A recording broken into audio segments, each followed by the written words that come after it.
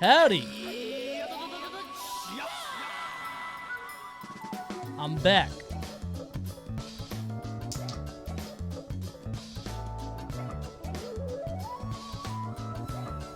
Dead on time. Right at 8.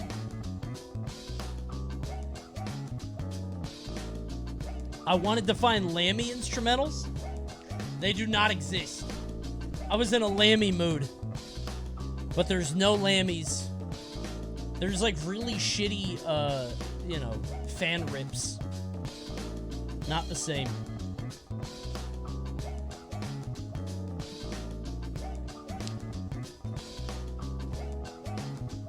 Just doesn't hit the same way.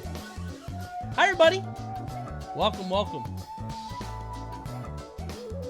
Glad you guys are here before the claimers get in. They're on the way. Dude, how did that even... How did the fucking... The Big D thing happen? Like, why did that even become, like, a meme? Why did people share that video? Like, it's not that bad. It's not that bad. It's like comparable. Guys, he's like 6'8".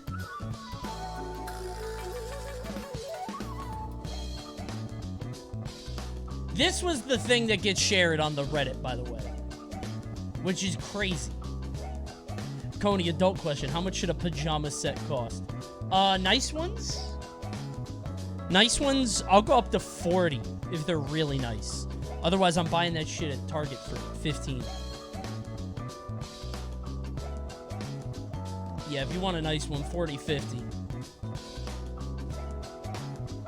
The fact that PG Stats posted the screenshot on their Twitter post, they did that shit on purpose. It's engagement bait. Unbelievable.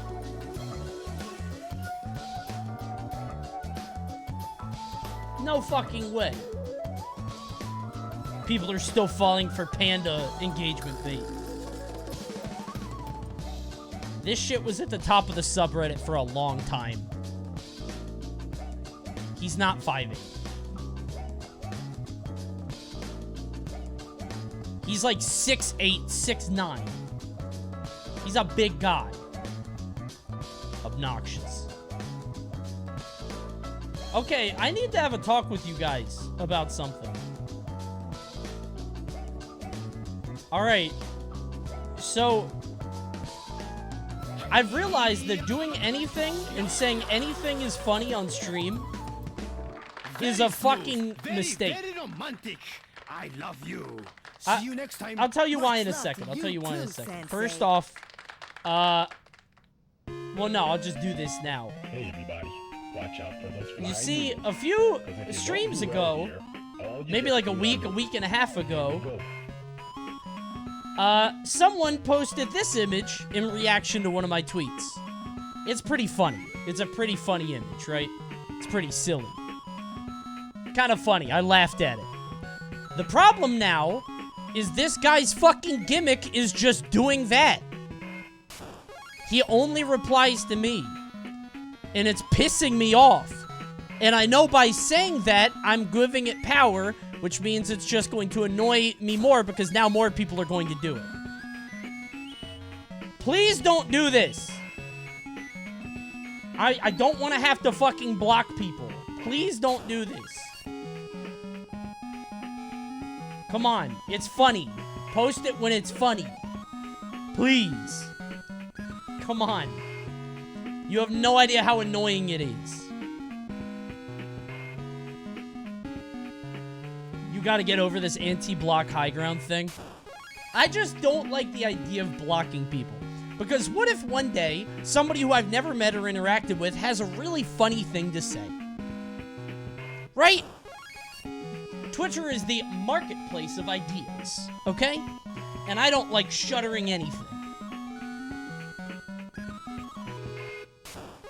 Just mute the account and they won't show up anymore? Oh, really? Oh, well then I need to do that. My bad. No, that's a good point. I thought you could only mute people you follow. Is that not true? I used to be like you. Now I block people all the time. You know what I think it is? You know, I think it's... I have a... Oh, I was going to say it turned off.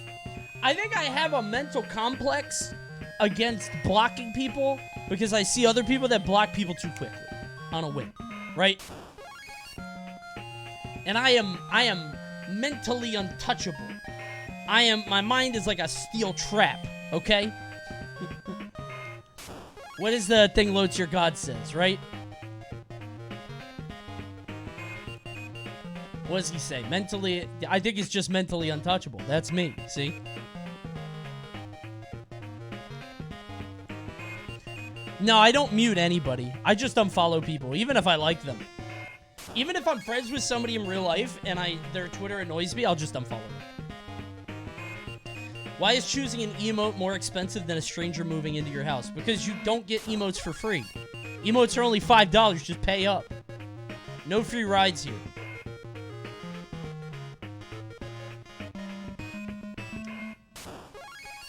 Hope you guys had a good 4th of July. Dude, I didn't realize how fucking burnt out I was until yesterday when Monday when I got home from Gommel. I got home from Canada. Oh my god, dude, I was exhausted. I didn't realize that I have apparently either traveled, streamed, or worked an event for the past 20 out of 21 days. Now, some of those days is like an hour and a half flight. It's not a big deal. But even an hour and a half flight takes forever. Because you gotta you gotta be at the airport like 2 hours before, especially if it's international, like Canada, right? A lot of my flights were red eyes. Like I flew back at 7 a.m. or 8 a.m. so I could be home. Spend time with the baby. Although I should not do that in the future. In the future, I'm realizing I'm just wasting a day when I get back. Especially because Pearson's the worst airport in the world. Dude, it was a nightmare. It was really bad. Honestly, the airport was fine. It was more the travel experience.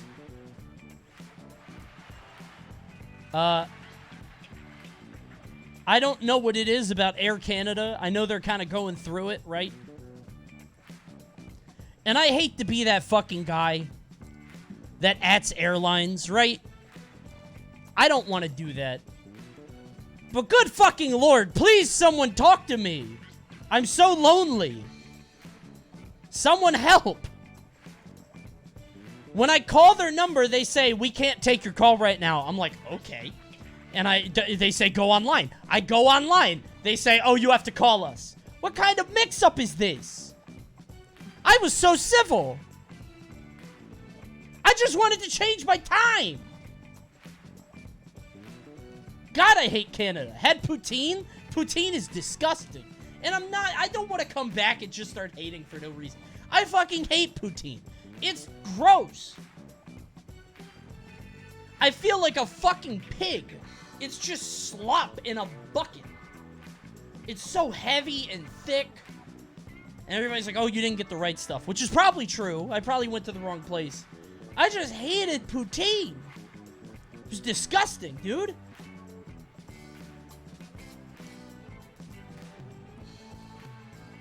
You had it from the wrong place? Hold on. It was actually like a chain. Canada Poutine Chain. Was his name like... Oh, Smokes.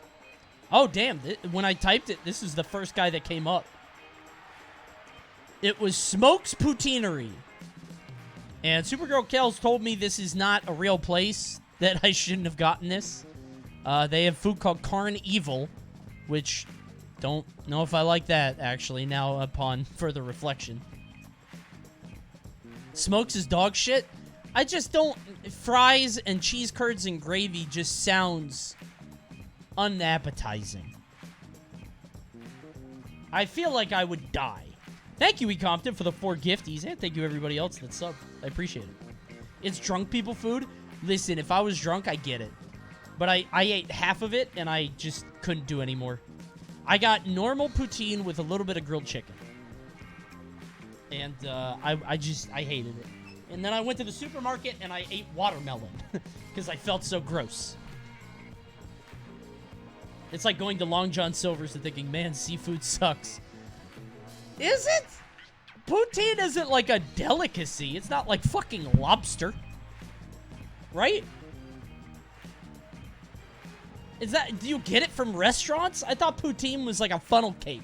It's like a delight. It's a treat. Right?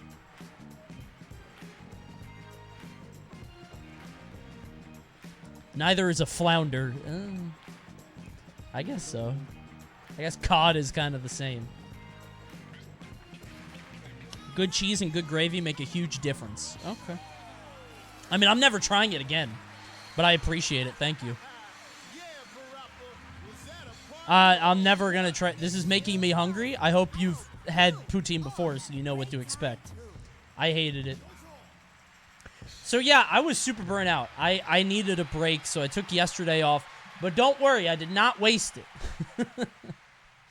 After Mal and the baby went to bed, I couldn't go to sleep because I've been stuck. So, don't worry. Don't worry. I stayed up a while and did this. By the way, I cheated.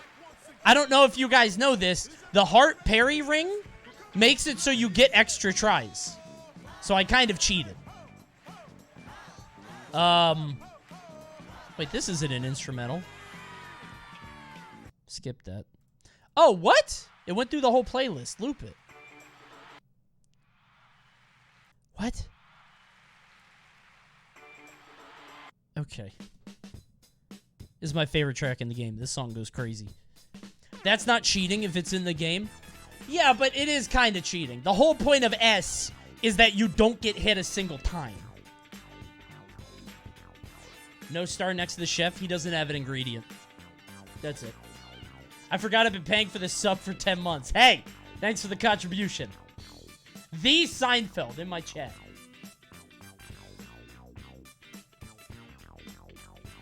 I recently watched a Down in Fraggle Rock VOD and I was crying. I don't know. Oh, the Muppets one? Was it good? That was a long time ago. Is that on the VODs channel?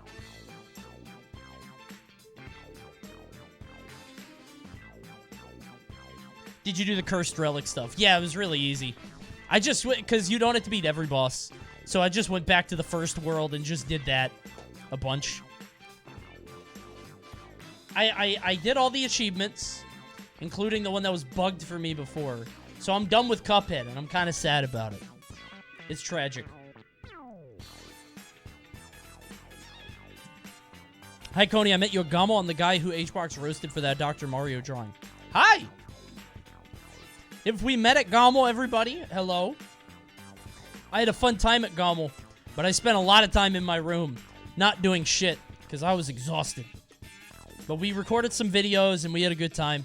I watched the Cody, the IBDW Hungrybox thing from my room, and I thought there was like gonna be an incident.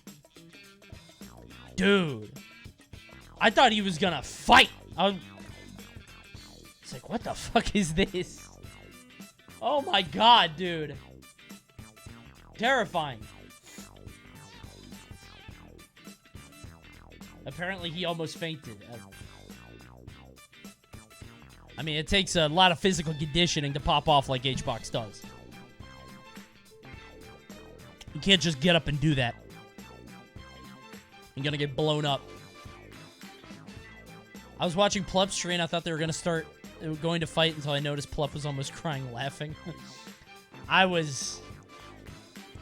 didn't know what to believe. I was shocked. And then I went right downstairs because I had to do the first half of top 8, so. Man. Whether it was a joke between friends or not, it looked really weird from an outsider's perspective. Oh, well, yeah. Yeah, it did. You are preaching to the choir on that one. Woo! How do you feel about Red Bulls? I might be starting a bad habit with them. I do like one a day, if that. I get sent a bunch, so I have more Red Bulls than I could ever drink. They send me 24 a month. And I don't always drink one a day, so, you know. Resell them? I think I could go to jail for that. It says do not resell on it. Where would I sell them? Where am I gonna go? The side of the road or something? That's an obscene amount of Red Bull. Yeah, I've got like 3 cases more. So I got 72 Red Bulls. You guys want one? I'll ship one out to everybody. Come find me at my next event, which is a while away. By the way, not a fan of PG Stats doxing me. What the fuck is this? Who told them my name? Huh? What's going on here? Nobody asked me. What the fuck?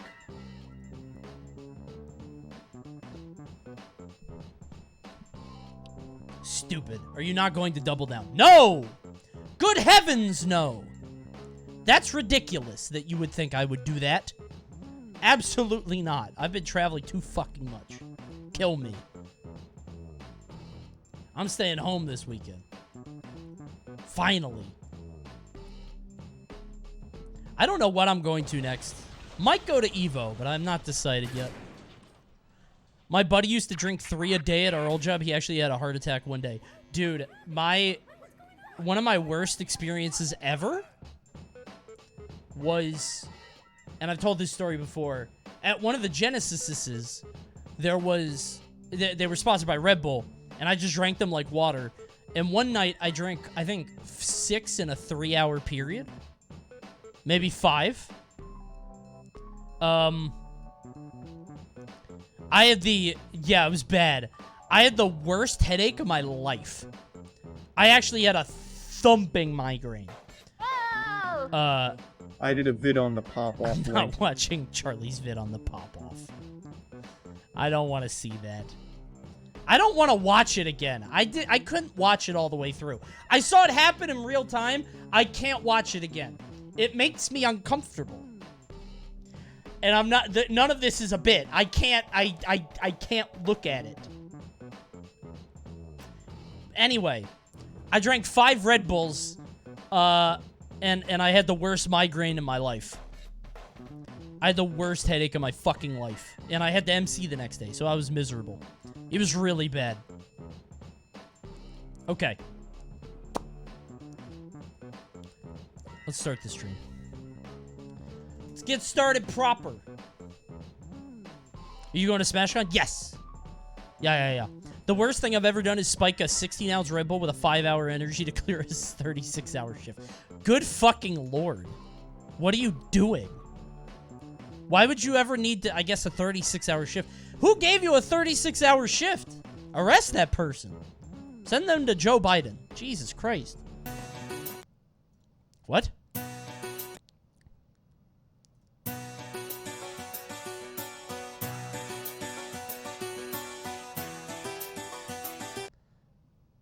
If you had my love and I gave you all my trust. Wasn't this song in, like, Boss Baby or something? I remember this song was, like, in some stupid cartoon animated movie that it didn't deserve to be. Am I making that up?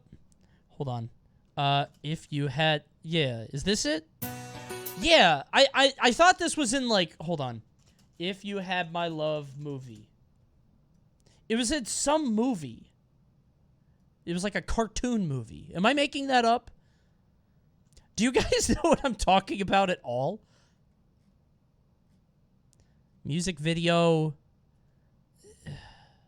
Reception. Billboard called it muy caliente. Not a single clue? Okay.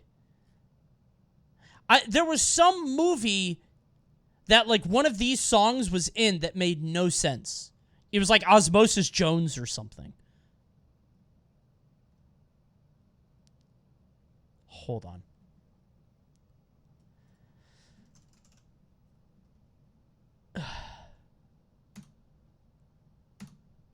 Okay, it's not. I made that up. It's not a movie. It's not from a movie. If You Had My Love, Jennifer Lopez soundtrack? Maybe?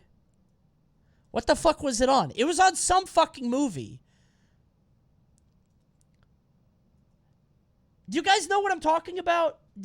Nobody knows what I'm talking about. There was some movie, like Osmosis Jones, or like some shitty animated movie that had like Aaliyah or Jennifer Lopez as like the main song, and it didn't make sense. Was it Shark Tale? Maybe. It was not Toy Story. Shark Tale soundtrack? Three Little Birds? With Sean Paul? What does that sound like?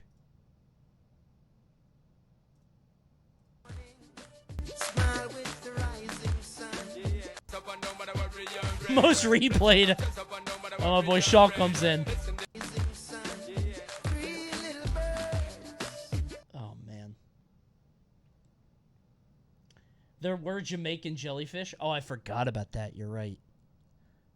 Dude, I love most replayed. I love that so much. Every time. All right, guess the game. That shit looked like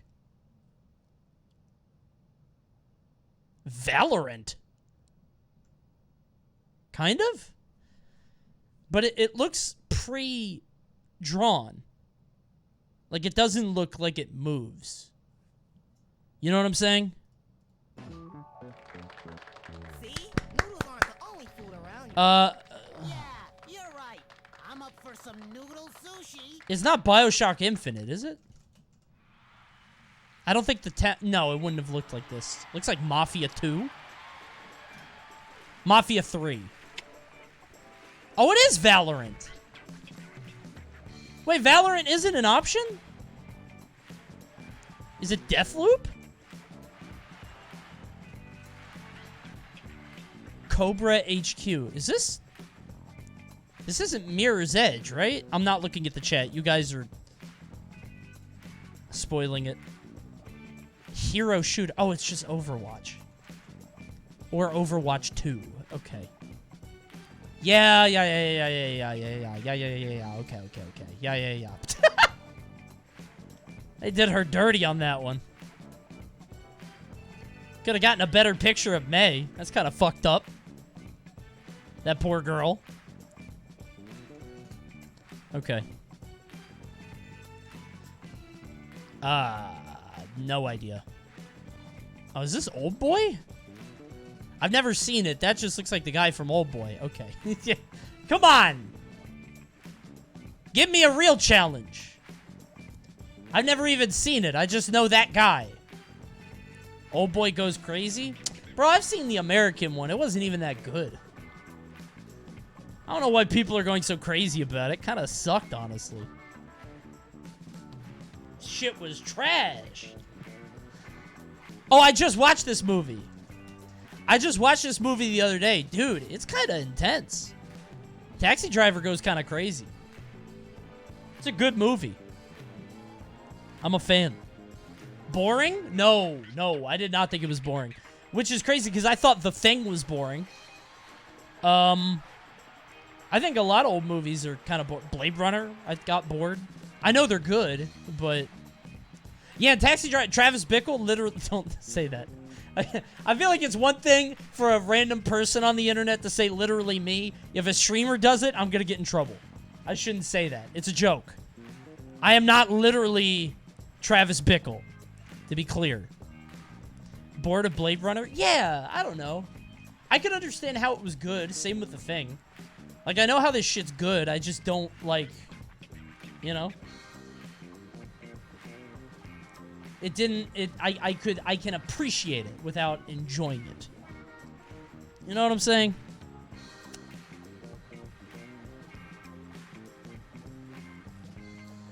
Blade Runner is chill, not boring. Well, I mean, again, a lot of it is what I call cultural osmosis, which I totally made up and I didn't read anywhere. I think part of it is, like, when you know what's going to happen in a movie, it gets a little less interesting. You know what I mean? Same with The Shining. That's the one that I always come back to. Is I watched The Shining and I enjoyed it, but, like, I knew every scene bit for bit because I saw that Simpsons episode. You know what I'm saying? So. Cultural osmosis, Jones. And it all comes around. By the way, you guys ever drink Pellegrino? Listen, I know people are going to say I've lost my roots and that I'm too fancy, but this shit's delicious. Coney loves some fucking Pellegrino. This is high life water. This is how you know you made it as streamer. If you could drink that shit from the bottle, I was actually out walking my dogs today with a bottle of Pellegrino. I hope nobody got the wrong idea. I hope nobody thought I was, you know, casually just drinking a bottle of wine, you know.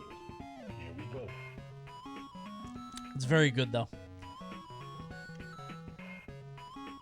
It does give you the bubblies. So Mal and I spent last night chilling. We watched The Boys. I haven't seen the latest episode. Don't spoil it. Pretty good show. Not bad. It was good. I would assume you extort people for money with a Pellegrino? It's bubbly water. That's all it is. I don't know if it's seltzer. Sparkling natural mineral water. Yeah, I don't know if that's the same as seltzer. Which boy is your favorite? I mean, he's not... Homelander is the best character on TV, bro. Homelander goes fucking crazy. What a cool character. Holy shit. Excellent. It's very good. Okay. When are we doing the boys watch party? No. I'm not gonna fucking do that. It's been on my bounty board for literally a month, and I'm not gonna fucking do it.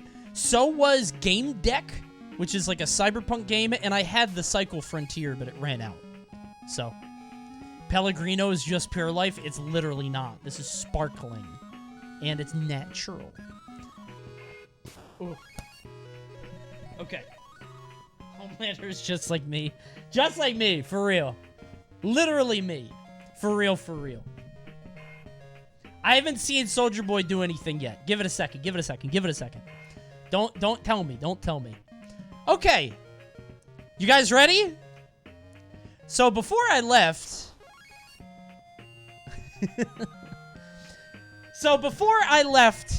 for Gommel, a video popped up in my recommended. And I know this is kind of late. I know this is late news. It's old hat. But it comes courtesy of The Score Esports, okay? Which is a channel that we've seen from time to time. They do some esports Cut that again. They do some esports documentary stuff. Is that the right word? They do esports videos. They do some esports stuff, and I was casually recommended of it. Oh, shit, I haven't seen this one. Okay, this is brand new. I haven't even seen that one. There's a Steve one now.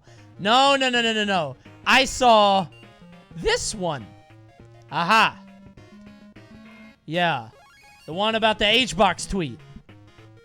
In case you guys did not see... I should have had this up before.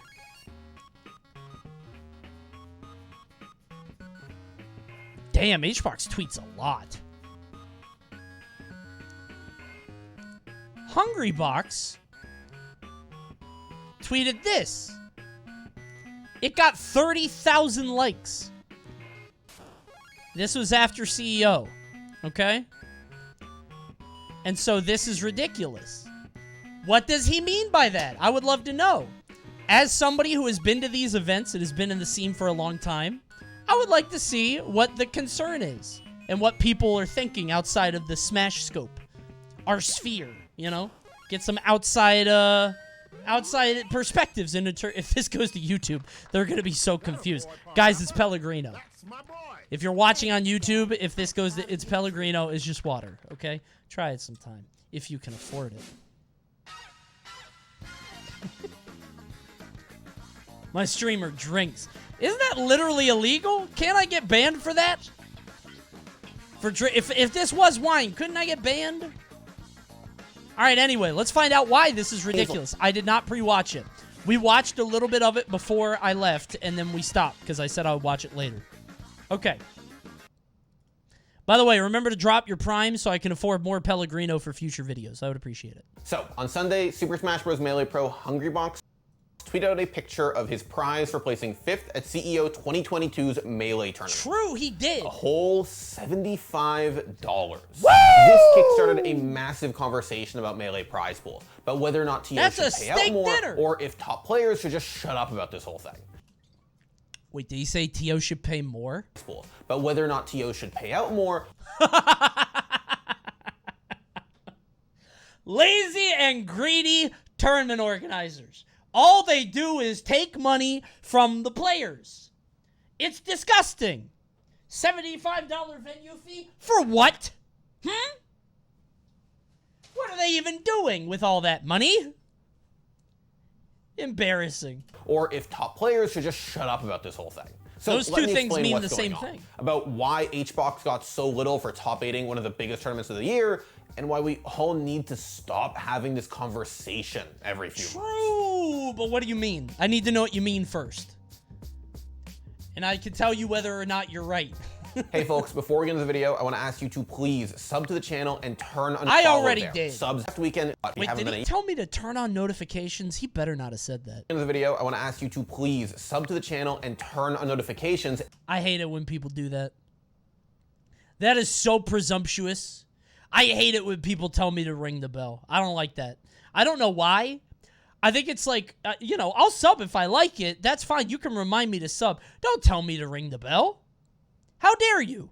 And if you That's haven't done my it yet, choice. head over to twitch.tv/esports I'm not gonna ring the and throw us goddamn a bell. follow there. Subs help a lot here, and follows help a lot there. We appreciate whatever you got for us. Okay, so this past weekend, CEO 2022 went down, and it had a pretty sick Melee tournament. I do love Imagine that. I had a sick run, cementing her as one of the most exciting players in Melee right now. Plup made the Plup Club proud by bouncing back with an incredible 6-0 win in Grand Finals, but all anybody could talk about on Twitter after the fact was Hungrybox. Like I said earlier, As on per Sunday, usual. after the tournament ended, Hungrybox tweeted out a Content picture warlord. of the envelope containing his prize for placing 5th. A whole $75 US. Obviously, when you compare that to what you could be getting for 5th place in some other games major tournaments, it looks pretty low. But to be honest, it's not that crazy for Melee tournaments. It's if you don't play not. fighting games, most tournaments work like this. Everybody pays an entry fee, which is usually $10. That fee goes into a pot, which is paid out to top 8. The majority of the money goes to the person who placed first, while a smaller amount of the money goes to the person who tied for 8th. So he knows. Okay. So this guy knows how tournaments work. Good. That's good to know. Because that was my concern going into this video. Maybe they don't really get how this operates. Fighting games are just kind of poverty. There's always been this conversation, and maybe he'll talk about it in a second, of like maybe we should up the cost, right? Maybe we should ask more for entry instead of $10, make it 20. But then it's like, well, less people will enter. So maybe you'll make less money overall, which kind of makes sense. I personally think that upping entry isn't that big a deal.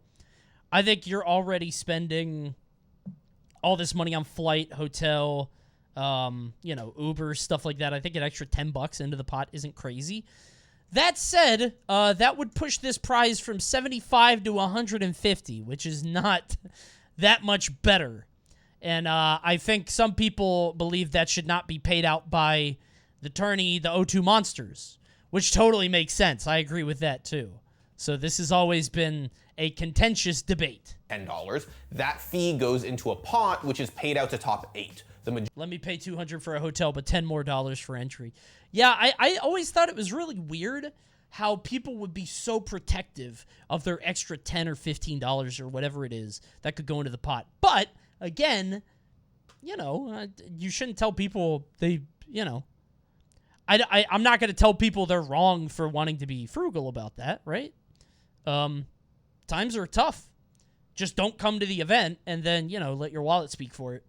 Majority of the money goes to the person who placed first, while a smaller amount of the money goes to the person who tied for 8th. There are a handful of tournaments that have pot bonuses, which is when someone throws in some money to make sure the top 8 makes extra cash. Someone. But those are really rare in Melee. Companies like Capcom and Bandai will throw in money for Street Fighter and Tekken tournaments to drum up interest.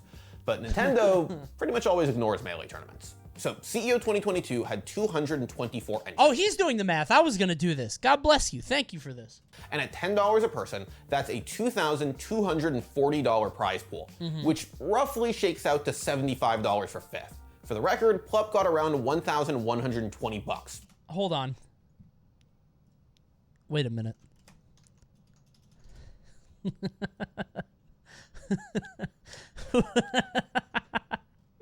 Wait a minute. Wait.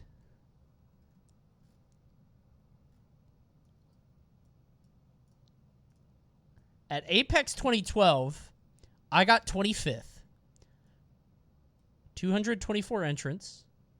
400 entrants. I was curious because 224 for a major sounds like a brawl event. This is like old. That sounds like one of our old majors. What came before? Apex 2011? What's the... Oh, 2010. There wasn't... Yeah. Brawl had 260... Damn! Oh, no! Wait, how did Brawl go up? That's kind of crazy.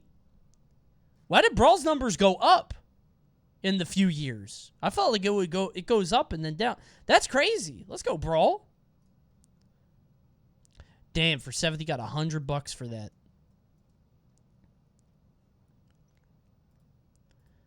Yeah, I mean, hold on. What's the CEO? This is the Melee bracket, 224 entrants. I mean, it sounds impressive, right? Because CEO is a legacy tournament. It's a big deal. But, like, who did Hungrybox beat?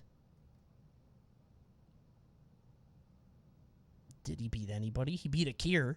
And, like, don't get me wrong, Akir's good, but, like, did he beat anybody, like, top? Lost to KJH. Yeah, I mean, HBox, he didn't beat anybody. Akir played DK versus HBox. I know, I was sitting on the side, and I was like, HBox is not going to let this stand. He's going to go Ness and get fucked up.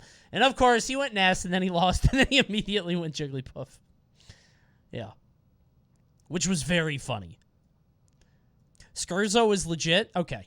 Yeah, listen, if I'm wrong about this, forgive me. When I see HBox, I'm just like, okay, is he losing to anybody in the top 10? Or is he beating anybody in the top 10? Because we expect to see him this far. But then again, I'm not as in touch with the Melee scene as, I don't want to say I should be. I'm just not that in touch with the Melee scene. So, if maybe these are big wins or whatever. But I just feel like, $75, it's not great, but, I think HBox knew what he was doing here, And to be fair, he was just trying to be funny. It's a funny image. It's a funny tweet. And I think that's all it should have been without the whole conversation around it. But let's continue. Or half the prize pool. Hungrybox would have known that math from the moment registration. Jabali's quote retweet was hilarious. Dude, Jabali came up to me after he did it. He's like, did you see my quote retweet? No, I didn't, Jabali. I did not. I'll take a look, though, now that you said that. He was so proud. He knew since the second the brackets closed how much he stood to earn from winning the tournament. And yet, the tweet happened anyway. True! Look, I am not upset at HBox for wanting more money, for putting in work and literally doing his job all weekend. Wait. Fallacy here. I don't think HBox really wants more money for that. And I think if you don't know HBox, you would make that assumption, right? That's what the tweet looks like. I think HBox is just shit posting. He's creating content. I think that's all it is. I'm sure that $75 feels like a slap in the face to him. And for some folks, that $75 was doubly insulting because CEO oh shit, we're in this! Wait a minute! is on the Panda Cup, a new Super Smash Bros. League organized by Panda Gaming in association with Nintendo. Some people were hoping... Licensed by Nintendo. We are licensed. When the circuit was announced that Nintendo's involvement would lead to higher prize pools at events other than the finals. Oh, make a laugh. But that hasn't happened yet. Now, to be fair, Come on. Hungrybox is one of those lucky players who doesn't need to win a bunch of money from this tournament. He's on Team Liquid. He's probably paid a salary. He has successful Twitch and YouTube channels. Fact of the matter is, most of the people who came to play in CEO came from out of town and lost money on the event. But they didn't go because they were expecting to make a ton of money playing Melee. They went because they wanted to test their skills and have fun hanging out with their friends at a tournament. Hungrybox is one of the lucky few that gets to make money playing Melee already. Personally, I wish that anybody could make a living doing whatever they wanted to, like playing Melee, for example. But unfortunately, it's not the world we live in. So this conversation is always very, like, circular. There are some people that think that the best way to support a scene and to grow stuff is just, like, strict pop bonuses. Pay out everybody. You know, if somebody plays your game, they should be able to play your game for a living and make money doing it. No other support is necessary. I am not of that belief. I am of the belief if you get money, use it to fund the event and make the event experiential and make it like a big, cool experience. Something like a Riptide or a SmashCon, something like that, you know. I always think back to, I remember way back, he is staring. I remember way back when Zero was winning everything in Smash 4, and he was winning everything. There were people that found out what he was making for winning everything, and it was like, you know, 42K for the year or something like that. It wasn't a lot for being the best player in the world. And somebody was like, he should be making a lot more money. He should be rich from this. And I'm like, why? And he said, well, he's the best in the world at something. He should be compensated. He brings a lot of people entertainment and joy and blah, blah, blah, entertainment, you know. But it's like, these sort of skills are only worth what people are willing to pay. And unfortunately, it's like, what do you...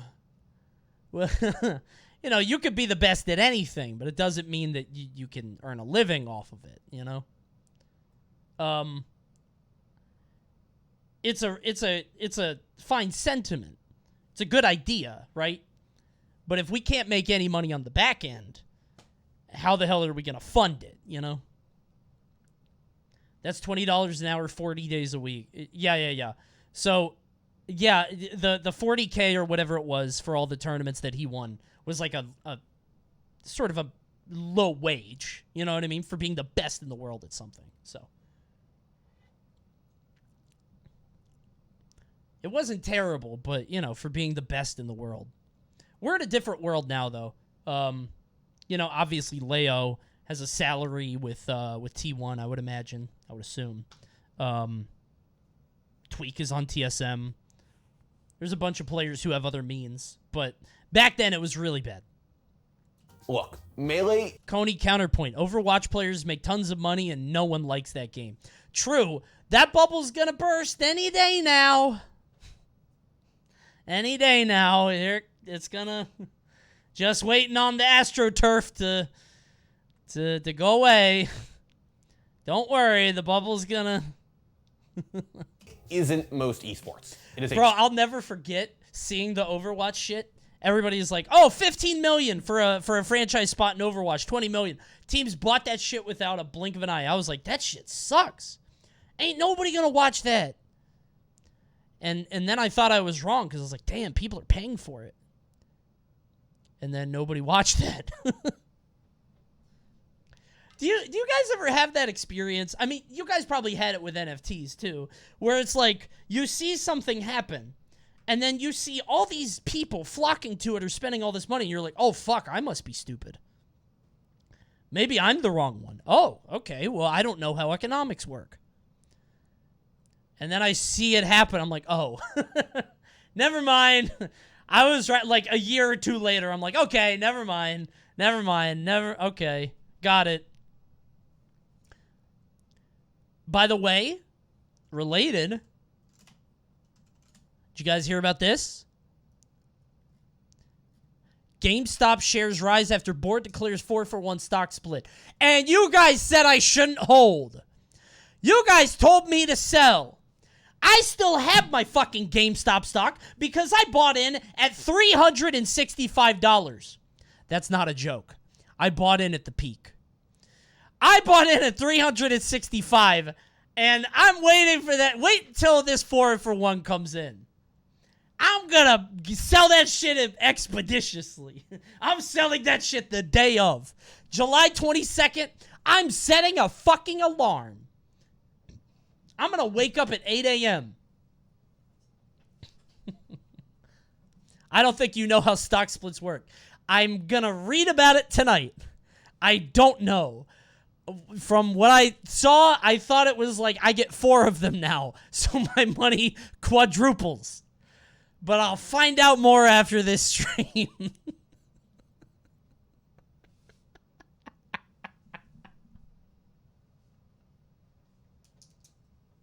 Can't wait.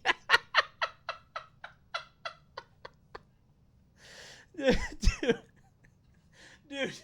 the experience of buying into the GameStop trade right before it started plummeting again was one of the most aware moments of my life. That's not a bit. I was like, dude, I shouldn't buy it. This is so stupid. And then I fucking did it. And then it immediately went down. I actually I think I'm lie champing. I think I bought in at 365, and then I think it went down to 3, and then it went all the way down, and then it went back up to 365. I sold, and then I bought back in at 320. Still not good, but slightly better, I think. I don't know if you guys know any of I don't know how stocks work. Children's party game from 2001 that has, beyond all odds, cultivated a dedicated competitive fan base who love the game more than anything. CSGO has millions of players who are engaged in the competitive scene. League of Legends is one of the biggest games on the planet. Riot wants to make sure that Valorant is a hit that lasts forever. And all of these games make their companies money hand over fist with skin sales, which is why those companies support their esports scenes. Nintendo hasn't seen a cent from Melee fans in 2 decades. Not to mention the fact that the competitive Smash scene is a minuscule fraction of the overall Smash audience. I think it's getting bigger. I do think it's getting bigger. I mean, it's still infinitesimal, right? It's like 0.01. But I do think I don't think you guys know what it was like in Brawl, where like you were a competitive player and people would like just lambast you. People hated you for being competitive back then. People couldn't stand that. You were like a pariah. Now, I think people have come around on it being more competitive. And I do think there is oil under the ground. Because these are the most recognizable video game characters on the planet, right? I think the goal is just getting spectator buy-in. How do you do that? There's a few different ways. I don't think pop bonuses are the way, but... How was Toronto? Very pretty. I love Toronto. It was great. Everybody was very nice there.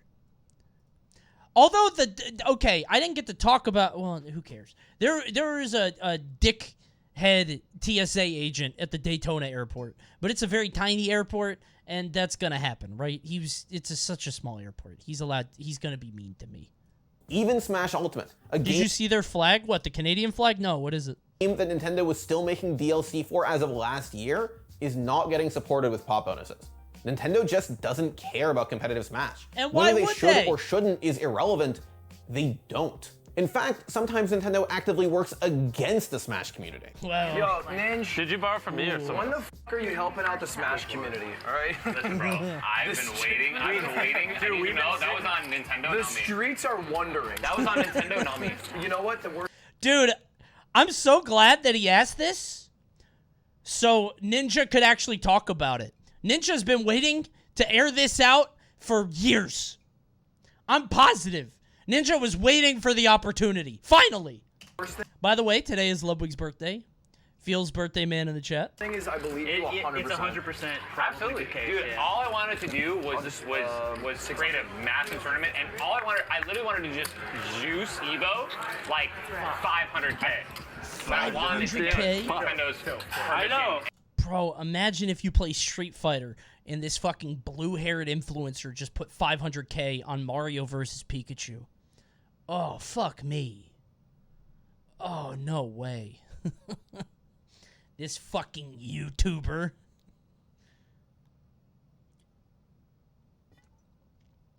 Terrible.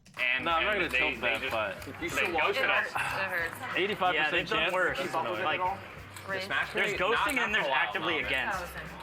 And so, Smash prize pools are gonna continue to languish, at least under the current model. Like I said earlier, this conversation crops up once every couple of months when a pro is frustrated by the pittance they got for playing Melee. It's not a new thing. We've had these conversations literally dozens of times for years. What is this? This is at Big House. Embarrassing prize pools for Smash Ultimate. What do you mean? The backpack? The controller? Come on! Who doesn't like some eShop points? We love eShop points! Who doesn't like a golden controller? It's one of a kind.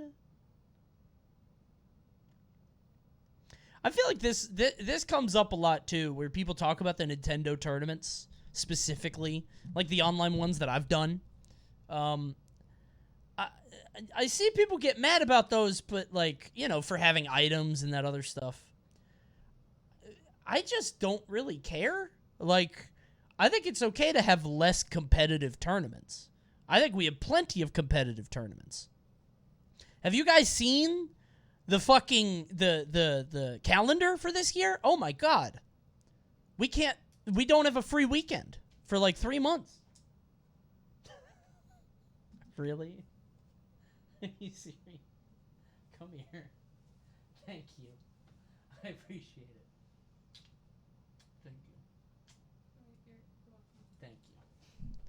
I love you too. I said before I streamed that I was in the mood for a Slurpee. And she walked over. Oh, you didn't walk? You drove? Oh, that's a far drive. She drove over. Aww. Damn, in the big cup. Aww. You married the perfect person. That's so sweet of her. Oh my goodness. That's so sweet. I'm blushing. That's so nice of her. Oh. She even knows what I like. Red flavor. I'm so happy. His wife brought him a Slurpee asked for. Aw. And Ninja was just on the screen and everything. I'm like stun locked. I'm so happy. That was so sweet. Oh. You can't use the double gulp cup for the fucking Slurpee. Yeah, this is big. I don't know if I'll be able to eat all this. Okay. Anyway. I think it's okay to have less competitive tournaments. I think that shit rules. As somebody who unironically wants more diversity in the game, in terms of like stages and event types, I think it's a disservice that we don't do that. There was a fucking Gimvitational. At the Gimvitational, they had PictoChat on. They had, what else on? They had a couple different stages legal. I think WarioWare was on. Am I making that up? Yoshi's? Fountain of Dreams? Yes, Fountain of Dreams was on. Nobody wanted that. Everybody just went to PS2 anyway. And I get why. I think it's a Zoomer thing. I think they just want long, flat stage, big as hell, right? That's fine. But I also think that it takes some of the magic away from the game, because there's so many stages. And I think the item interactions are so neat sometimes. They just don't... That's a good point. I wonder how many of the people who are like Zoomers now actually ever played the game casually at all. Because I've talked to a few people that don't know what any of the items do. That's kind of interesting. Because, like, my generation, obviously, when we came up, there wasn't competitive Smash, and then we found out. That's interesting. I never really thought of it that way. I actually have thought of the world where, like, some people say, why are some people so, like, why do they play so annoying? Why do they not know how to play neutral? They only go ledge to ledge. But, like, if you've only played online without playing offline, without the social stigma of playing annoying, you don't know, and online people are just bots. It's like you're fighting computers, right? So, like, I've thought of that before. That's why so many people online play shit like Samus, Mega Man, Duck Hunt. Like, I think people online are more likely to play annoying zoners because all they've done is play online, you know? But I never thought of that on the casual side, the fact that people just probably never did it. Interesting.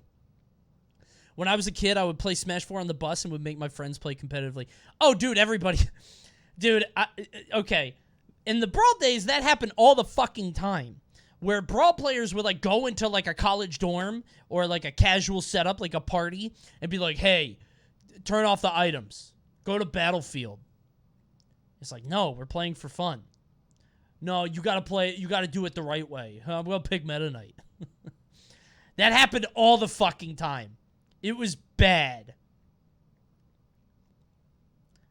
It was very bad. I never did that. To be clear, I never did that.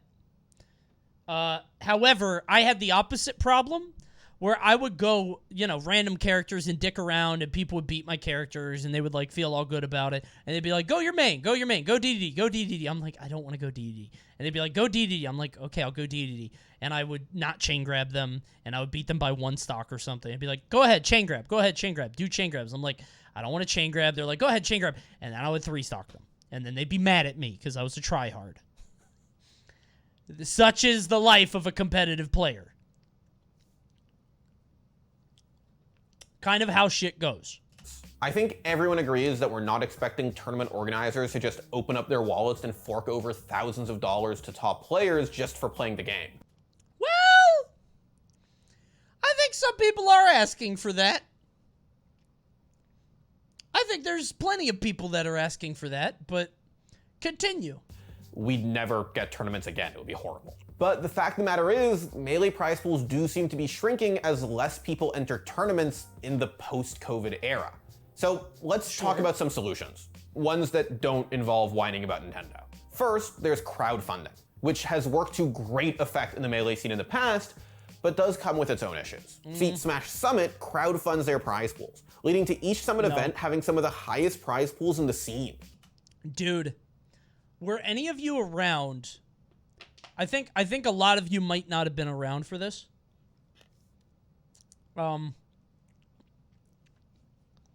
During Smash 4, there was a compendium every fucking week. There is a compendium for every fucking event to get people out there, to fly people out, to do some kind of thing. People got so burnt out and exhausted of spending money. And I think it's happening with Summit, too. If you look at the latest Summits, he's probably going to say this. The latest Summits prize pools are low. And they're changing their system, which I think is great. But I think people are sick of funding tournaments themselves. I can't believe it lasted this long, frankly. I can't believe people were down for the cause for years, right? It's unbelievable. Tweet got $47,739 for winning Ultimate Summit 3. He only got 47 out of 159K? Damn. I mean, that's still a lot, but geez. The highest single prize in Smash history, and literally $12,000 more than the entire prize pool for EVO 2019 Smash Ultimate Tournament. Huh. Damn. We really had 3,500 entrants. That's kind of crazy. Sheesh. I often wonder what would have happened to Smash if we had that whole year and a half that we were supposed to have. You know what I mean? Maybe nothing. Maybe it would have gone up. Maybe not. I don't know. Coney, what's your favorite color? Red. Like this. Thank you for asking. Or green. I like red and green. The problem, but not like in a Christmas way, is that Summit events are exclusive.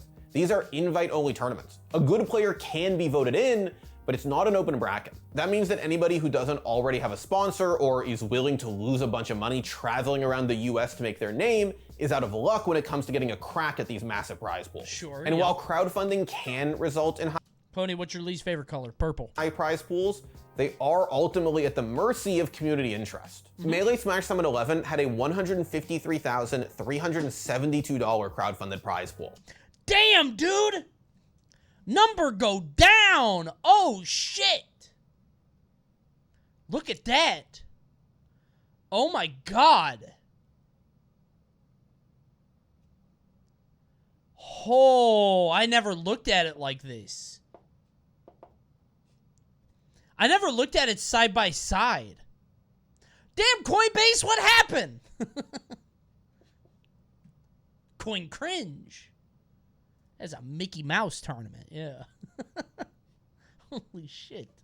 Smash Summit 12 went down to $56,951. And Smash Summit 13 went all the way down to $29,808. Mate got out.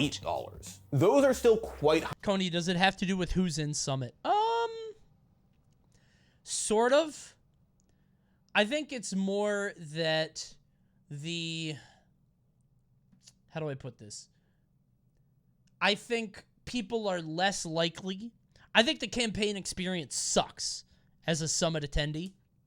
So you never do it more than once, which means you campaign for your one tournament and then you get in, which means that over time, after more and more summits, the field gets less and less interesting, I think, for a casual viewer. Because it's like, well, I already saw Axe. I already saw these people. I already saw these people. I already saw these people. Why do I care? You know what I mean? Why? How do you can't care as much about some of the other stuff? So, I think it kind of thins out over time. But I think Summit's doing the right thing by changing up the voting system, because I think it's definitely more time. Like, it's time. I think summits are great for people like Tyler Swift, right? People like Pipsqueak to like go there, make their name or whatever. But I also think there's this idea that Summit can shape your entire career, and it cannot. It's a weekend of fun. It's a vacation. And it's good practice. You know, it can help you level up or whatever. But you're not going to be a household name after it. It just doesn't work. It kind of did for Aaron, I guess. Not really. I mean, Aaron was always on the cusp of breakout, and then he did really well at Summit, and now he's still like a top 20 player, 25, 30. But, like, it's not like he sustained. You can't sustain that level of interest forever. Much lower? Yeah, I think I'm thinking it back then, yeah. High by Melee standards. Now he's got a sponsor, though? That's true. I guess so. That's a good point. Not going to provide the kind of lucrative, eye-popping payouts you see in other games. So, what else can the Melee scene do if they want to put more money into top players' pockets? Well, tournament organizers but I thought that they sponsored could raise it before. Yeah, they sponsored before Summit. Entry fees from $10 to $20. This solution has been floated by top players in the past. And look, it would literally double all prize pools by having the community chip in a little. Double doesn't really help. On the surface, that makes sense. After all, it's just $10. 1.2k USD. Yeah, okay. So if you double it, it'd be 2.4. I mean, I feel like doubling the prize pools doesn't even help that much. And inflation has really changed the value of the pot without the entry fee being changed to reflect that. But at the same time, critics of raising entry fees have noted that on top of your entry fee, you're probably also paying for hotels, registration, travel, food. $10 more. Going from $10 to $20 could be the straw that breaks the camel's back when it comes to someone choosing to enter a tournament or not. I don't believe that for a fucking second. I've never believed this. I don't fucking... Listen, I understand the aversion to pay extra $10 because you think it's like it's a slippery slope, and the idea is, you know, if I pay $10 now, they're going to want triple. But like, I get people not wanting to do it. Is it going to be a deal breaker? Absolutely not. No. Nobody's going to not going to a tournament because it's $10 more. That's crazy, I think. But maybe I'm wrong.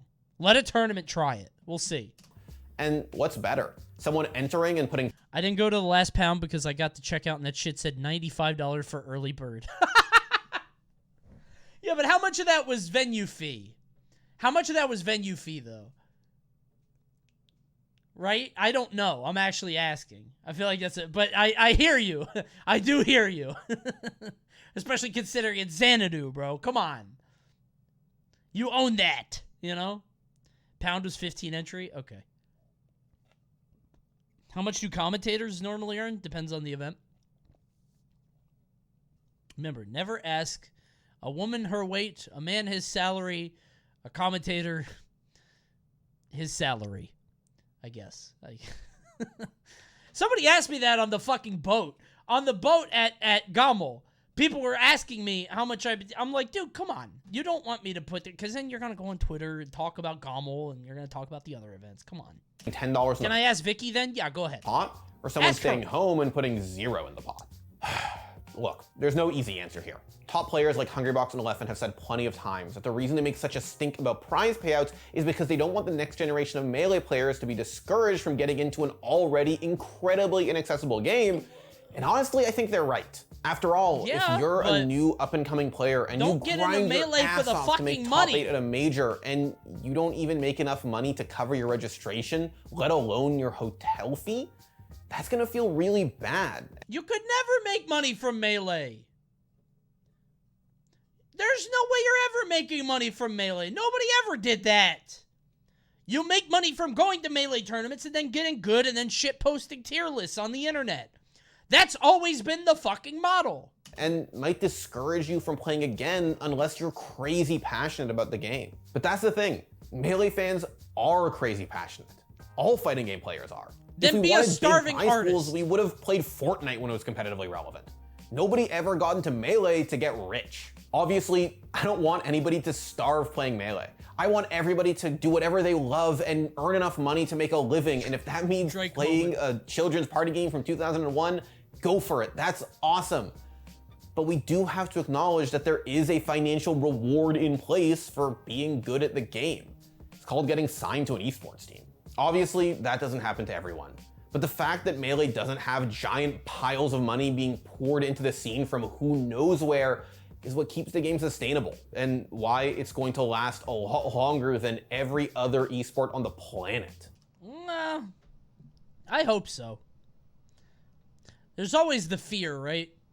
Dude, I gotta be honest.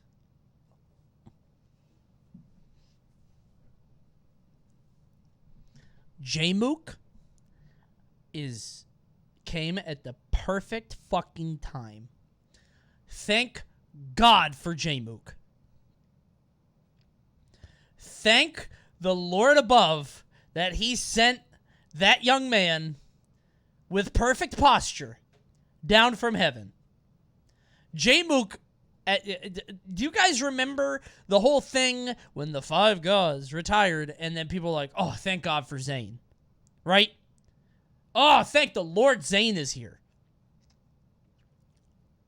And now, J-Mook is the new Zane. He's sent over and everybody loves to watch him. He's redefining an old character that people sort of wrote off. Marth wasn't really that, but you get what I'm saying. Now J-Mook is the pro tag. Yeah, which is sick, because that's what you need. Because there's this whole Doomer thing, which honestly still prevails, where it's like, what do you do after Mango, Armada, HBox, you know, after they're all gone? So. I bet you that if Valve decided to say fuck it to CSGO tomorrow and cancel the majors, a lot of CSGO pros would stop playing. If Riot shit-canned all their regional leagues, competitive league would all but dry up. But fighting games would survive all that. Melee has survived all that. It doesn't need big companies or huge prize pools propping it up. It's awesome and a privilege that top players... Calling your top 5 players gods is gross. Yeah, that's a whole different conversation. That shit was always weird. Melee's whole cult thing has always been really bizarre to me as an outsider. But part of me feels like it's still the chip on my shoulder that I've held from people making that game their entire identity and being weird and strange about it back when I was competitive. I don't know. There's always this feeling within me. So maybe I'm being harsh. Get to make a living playing this game, but that's exactly what it is. Bigger prize pools might give Melee another pop of big-time relevance the way it's had a few times in the last decade, but I don't think they're going to change the long-term health of the game. The bitter maybe brawl player one day within. entry fees go. Bro, that's real. I promise you. Any brawl player that was around back then still has like a... Except for probably Larry. I don't think Larry gives a shit. But brawl players have this sense of like this keen eye for like, oh, this motherfucker. And everybody's cool now. Everybody's friends. But like, I think it was more a low to mid-level thing that Melee players would like make the whole game their identity and be really obnoxious, you know? Go up and prize pools increase. Maybe one day Nintendo shows up and adds $1 million pop bonus. Maybe one day all of that goes away. But at the end of it all, there are still gonna be 2 people sitting in front of a shitty CRT monitor holding GameCube controllers, CRT playing monitor. for $75. Oh, I guess that is what they're called, isn't it? And that's beautiful. Yeah, pretty good movie, I guess. This is just the same topic that's been going around for a while. I just wanted an excuse to talk about it, and now we have. Where should more money come from? I don't fucking know. How about you give me... Hey, comment below what you think. Well, you got an idea, right? You got a rich uncle or something? Tell him to fund Smash. And tell him to subscribe if this goes on YouTube. I've been Coney with a red Slurpee. Remember to subscribe. Everybody say bye. Bye, YouTube. Goodbye. I love my wife. It's delicious. Bye, YouTube, I guess. Yeah, I don't know if this is going up. Kind of a nothing conversation. This is just the same shit that goes on all the time. But I do feel like YouTube hasn't really heard it. There's probably a lot of casual players on YouTube that don't know this shit, you know? Went from Red Bull to Pellegrino to a Slurpee. I know. My ass is drinking. Crazy.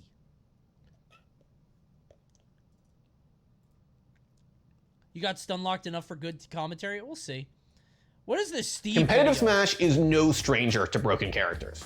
Whether it's Pikachu in 64, or Meta Knight in Brawl, or Bayonetta in Smash 4, we have seen our fair share of unfair, busted, stupid characters over the years. Oh, wait, sorry. But Ultimate is currently being I dominated get to watch it, not you. by maybe the weirdest broken character a Smash game has ever seen. And the entire scene is in an uproar, asking the same question. Not the entire. Is Minecraft Steve ruining Smash?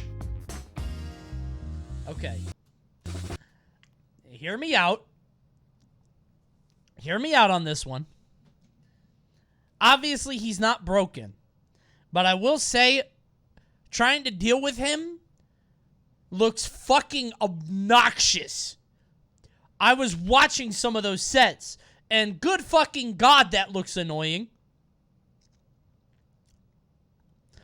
The idea is like you have to come in at like a 45-degree angle above, right? That's how you beat minecart. But if you can't get that high, you have to just hit that motherfucker out of the cart, and you have a chance of dying. Oh. All right, folks, before we get into the video, I want to ask you to please sub to the channel and... Hey, but you know what I bet beats him? A little bit of experimentation. Maybe you guys should get off fucking PS2. Maybe you should try some counter picks. Try some different shit, huh? How about you open up the game a little bit? Have some fun. Hero's right there. Try a little bit of Hero. Kirby beats him. I don't know if I can think of a worse matchup. Maybe Jigglypuff? Genuinely, he does? I don't believe you. You're just gonna get walled out by back air. What the fuck? Kirby gets blocks? What does that help with? How does that help? Oh, Jake is here. Jake, what's that like?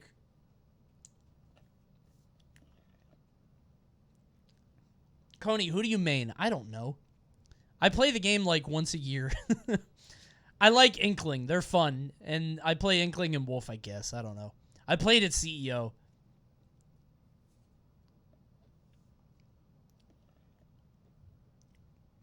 I just play for fun. Coney main shield grabbing. Dude, all these years later, I still can't stop shield grabbing. I'm fucking addicted. I don't think I do it much anymore, but it's only not because I haven't played the game, it's because I haven't played Smash. Turn on notifications if you haven't done it yet. It really does help. And once you've done that, please head over to twitch.tv/esports and throw us a follow there. We are streaming the all the Smash time. golf vid was great. Oh, it was very fun. Okay, very so fun. this past weekend, there were 2 really big Smash Ultimate I will say my favorite character to play is Snake, because I play aerial Snake. I'm like a trapeze artist. I just pop up B, like grounded up Bs and then neutral air. Like I just, bro, my Snake is a fucking acrobat. Unsurprisingly, MK Leo won the tournament he attended, Colossal in France. But everybody on Twitter was talking about what happened at Get On My Level in Toronto. Yeah, Big D Let's has got to look go! out for a lot. This game definitely could be over. Looking for the wait. Oh, okay. Oh, that might be GG's. Did he try to trump? Why did he Get do On that? My Level. Wait. Yeah, he tried to Yeah, trump. Big D has got to. This is just a risk that you took that failed. Look out for a lot. This game definitely could be over. Yeah, that was Looking just for a the bad trump. Oh, okay. Oh, that might be GG's. Can't be mad at Steve there. How did that work? It is GG's though. Jake Goodbye, Smash. good night, and that's a Steve W in Gommel 2022. That was Onan, a 16-year-old Minecraft Steve player who's been on a bit of a hot streak. Over the last few months, he won Gommel, Cost, and Combo Breaker. Damn! The most unique thing about Onan is that he is a Minecraft Steve main. If you don't know Steve, he's the... Jake, I gotta say, when I was watching you against Mutace, I was laughing every time you popped the Jake Smash. Because you're expecting Mutace to, like, fall into you. And you motherfuckers just... I think Jake's forward smash animation is so fucking funny. Just... Just whipping it. Like, protagonist of Minecraft, I guess. He did a few times. No! He did a few times, yeah. Oh, let's go, Keith! God. By the way, Keith, one of the only good YouTubers. This guy's cool as hell. I love Keith. Dude, Keith, I knew Keith a long time ago, bro. We played Brawl Minus together back at one of the early Apexes. He's a good guy. I put Minecraft Steve in his game. Oh! Anyway, they put him into Smash in October 2020, and we did a whole video about it. Gatekeeping Keith? Yeah, that's true. Steve was a super weird, but was also mine kind of first. exciting addition to Smash, though he didn't see much of a tournament presence until recently. See, usually a 16-year-old prodigy showing up and winning a tournament with a relatively unplayed character would get people excited. Remember Quid? Huh? But that's not what's happening. Instead, Twitter and Reddit lit up with people making calls to ban Steve. And this isn't the first time it's happened. Between Onan's people... This has no updoots. This has 0 updoots. What the fuck? Making calls to ban Steve. And this is... Well, it didn't even censor the name, bro. Look at this little bitch boy with no updoots. Look at this dude. Isn't the first time it's happened. Between Onan's recent victories, the rise of 15-year-old Japanese Steve prodigy Akola, and other rising stars like Yoni and Jake, Steve has been popping up Japanese Steve prodigy Akola and other rising stars like Yoni and Jake. Wait, did he hit him before? I didn't actually watch this tournament. Rise of 15-year-old Japanese Did he hit him Steve with anything, or was that just prodigy up till... Akola and other rising stars like Yoni and... Did he do anything before that?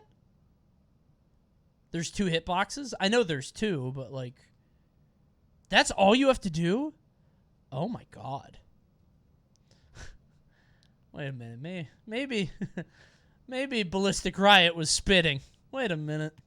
He tried to parry the second hit? Ah, yeah. And Jake, Steve has been popping up a lot in top 8s recently. And somehow, that's already enough to have people seriously discussing banning him. In fact, some regions have somehow... Usually it pokes? Ah, so he would have died at 90. Okay. That's already enough to have people seriously discussing banning him. In fact, some regions have already banned the character. And a decent part of the Smash community is worried that Steve is going to ruin Ultimate in a couple of years. Okay, I genuinely wanted to...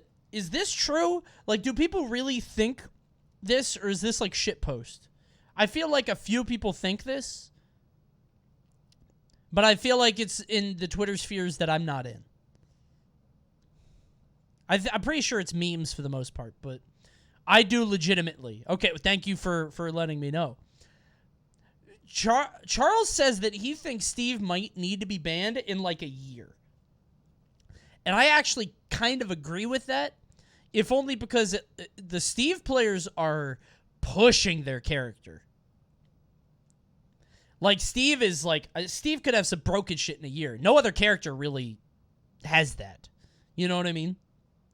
So I could see him saying that I don't really agree, but I could kind of see it maybe. People don't want to learn counterplay, and ult never will. Yeah, I think ultimately it comes down to counterplay. Different stages, different characters. I really think that's all it is, but, you know, we'll see. I will say, as somebody who's been around for the other shit, this is not as bad. Not yet, anyway. Not yet. Maybe the Steves will get better. Before I talk about whether or not that's actually going to happen, let's talk about... Bro, that's a really good point. Dude, how much of this is the fucking stage list, too? You motherfuckers wanted 80 FDs, now you got it! Lie in your bed. All these big flat stages that look the fucking same. That's what you wanted. Now this is what you get. Every character lives to 160, except for this motherfucker who kills you at 110.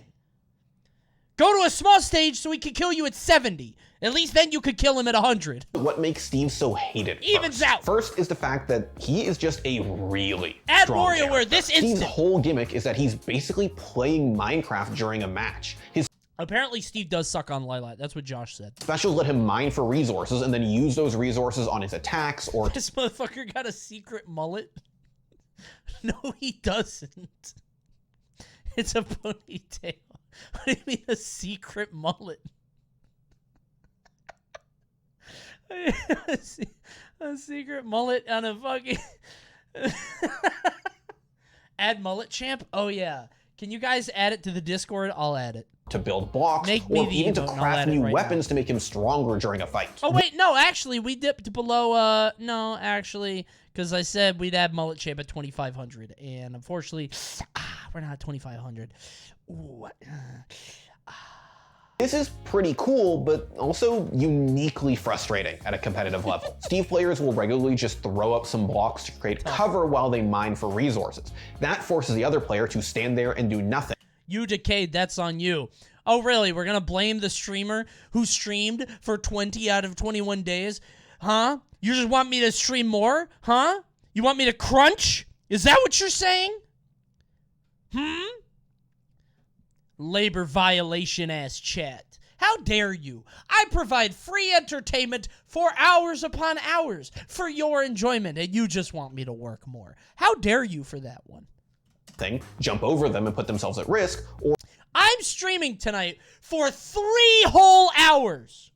3 hours. That's almost an eighth of my day. Do you know how exhausting? or just slowly break the block. Oh wait, that is an eighth of my day. Fuck. Blocks also make for a decent edge guarding tool and a way to express your creativity. No, because of sleeping.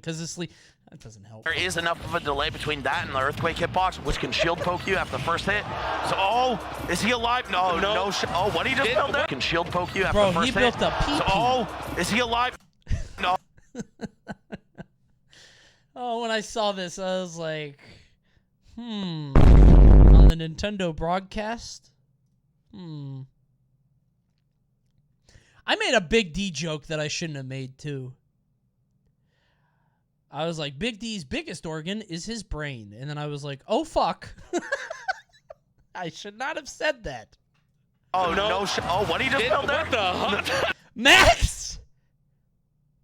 Max, you weren't supposed to say that. I'm firing Max. Let's just say it was probably like Big D's little brother. Yeah, all right. Okay, they're fucking gone. They're never working another event. Onan. Steve also has his incredible minecart side special, which is a movement. Damn, all right, Onan. Steve also has his incredible minecart. Wait, did he do the punch?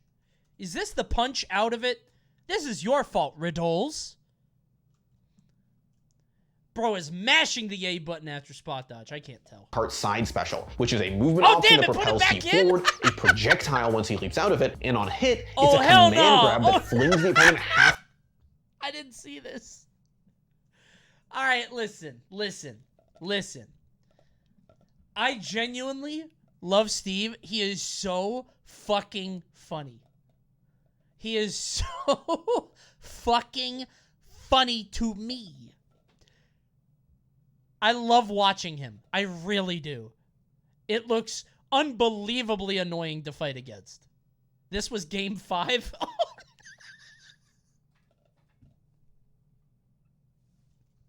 a projectile once he leaps out of it, and on hit, it's a command grab that flings the opponent halfway across the stage. His down air anvil is an Oh, that's bad. Oh, no. That's fucked up. incredible out of shield punish and a good neutral tool. His TNT block is an all-in-one. This must be what fighting Popeye feels like. One edge guarding move. His up air strings are ridiculous. His diamond tools let him kill at absurdly low percent. His arm turned into a fucking piston engine. Is gigantic and one of the best anti-air options in the game. And his combos are, well, just look at this. What do you not need an iron sword for? Down throw. Jab, jab, jab, jab, jab, jab, jab, jab, jab.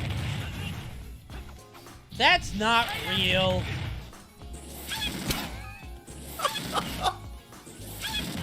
That's not Basically, real. Steve has a Shut up. Very fully featured SDI kit. Those are just a small handful of some of his moves, and they already represent a massive amount of capabilities. Imagine what he can do with his full kit. Steve is a super flexible character, and any two players could approach him completely differently, which is a part of why it took so long for Steve to pop off. He got put into Ultimate almost 2 years ago, and because all the tournaments were on a line and he was so complicated to play, we just didn't see big tournament wins. Fox literally can't? That means Fox is a fast faller. Just shield. Your feet are on the ground, shield it, dumbass. From Steve until very recently. I think most people agree that Akola, Japan's current— Proceeds to cry about Bayo. Hey, hold on a second, player. Hold on a second. Bayonetta's different. That character was so cringe. Best player, put Steve on the map. He destroyed Japan's online tournaments during COVID, then won their offline tournaments, and then finally came over to the US recently to win the Invitational over some of North America's best talents. All right, look at this. Even the platform too. Akola has the platform above him, the wall. Bayo is a woman. That's the real reason Coney hates her. Steve could be a woman too, Alex. Right? Oh, wait. Got some tricks. Yeah, the up smash. What's up, bro? There it is, man. There it is. Akola is your Gimitational. Maybe first and bro, everybody was saying that Light was so salty here. Look at him. He's shaking his hand. He's smiling. Dude, Light is a great sportsman. He talks shit, but, like, he's a really good guy. Light's a great guy. He talks a lot of shit, but I think it genuinely comes from, like, a place of, like, motivation, trying to get better. He's a really good guy. You didn't hear about the lean-in whisper? Oh, wait, what? Light literally went on Void stream to talk shit. Oh, yeah, he'll always talk shit. He'll talk shit, but I never get the sense that his shit talk is about the other player being bad. It's about him being better. Does that make sense? I do think there's a difference. But maybe I'm wrong.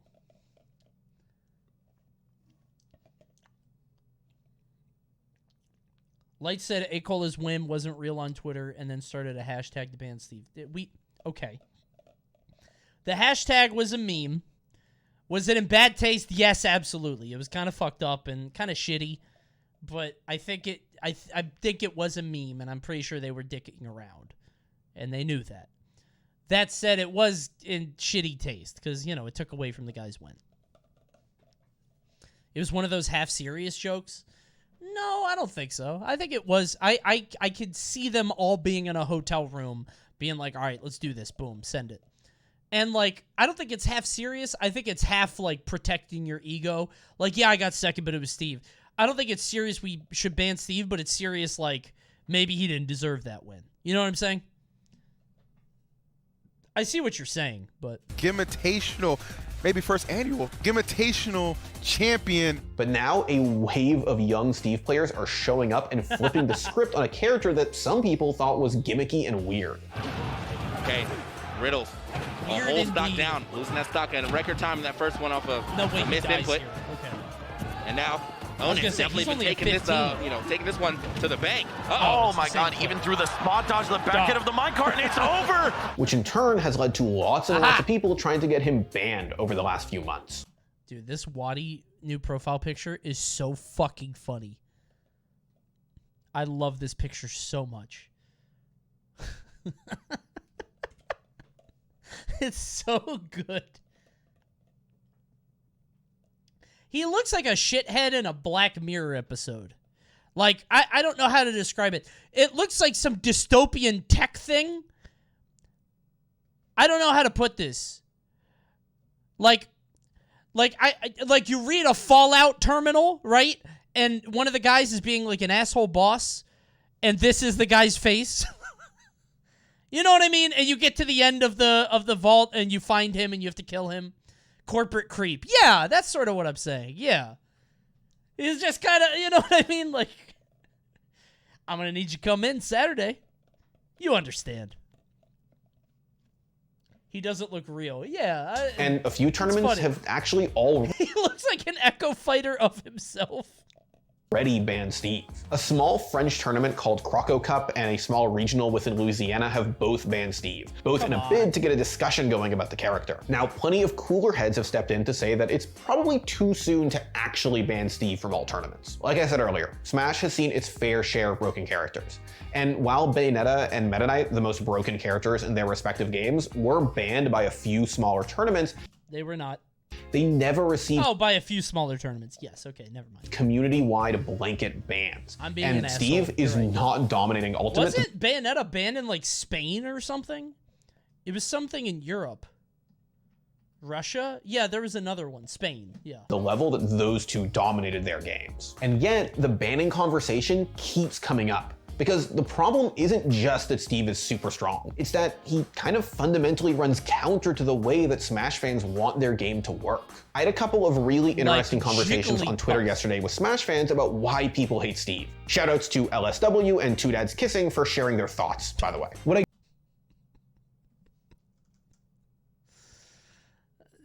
Dude.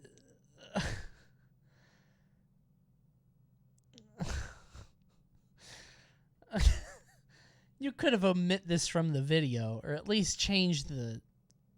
Why people hate Steve. Shoutouts to LSW and Two Dads on Twitter yesterday with Smash fans about why...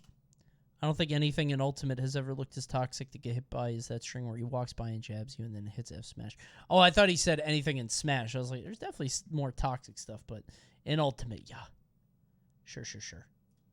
People hate Steve. Shoutouts to LSW and Two Dads Kissing for sharing their thoughts, by the way. What I got from these conversations is that Steve runs contrary to the game in two major ways. One, he is the most mechanically unique character in the entire game. And even if his tools weren't super strong, losing to him feels bad because he's just really hard to prepare for. It's like a really lame knowledge check. On top of that, Steve...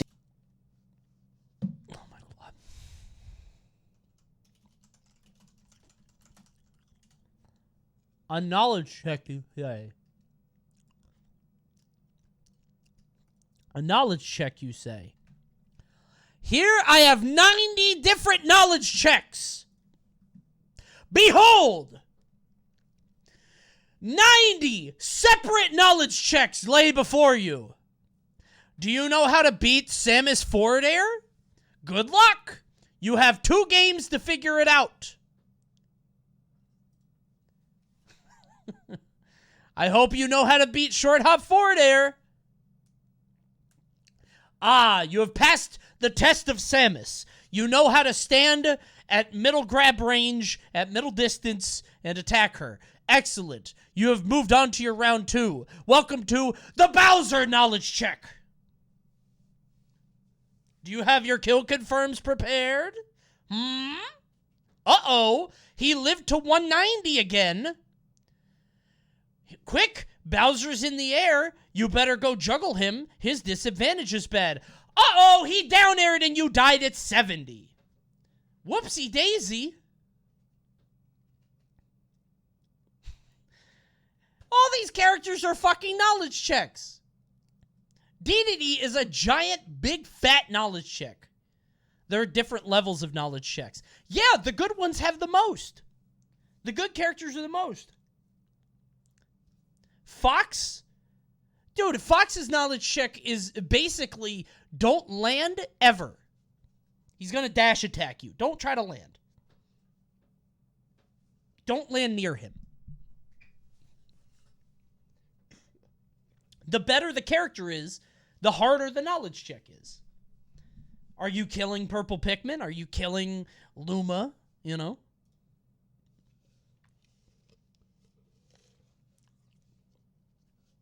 Is this 32-year-old man actually trying to defend a child game character? I'm 33. I'll be 34 in September.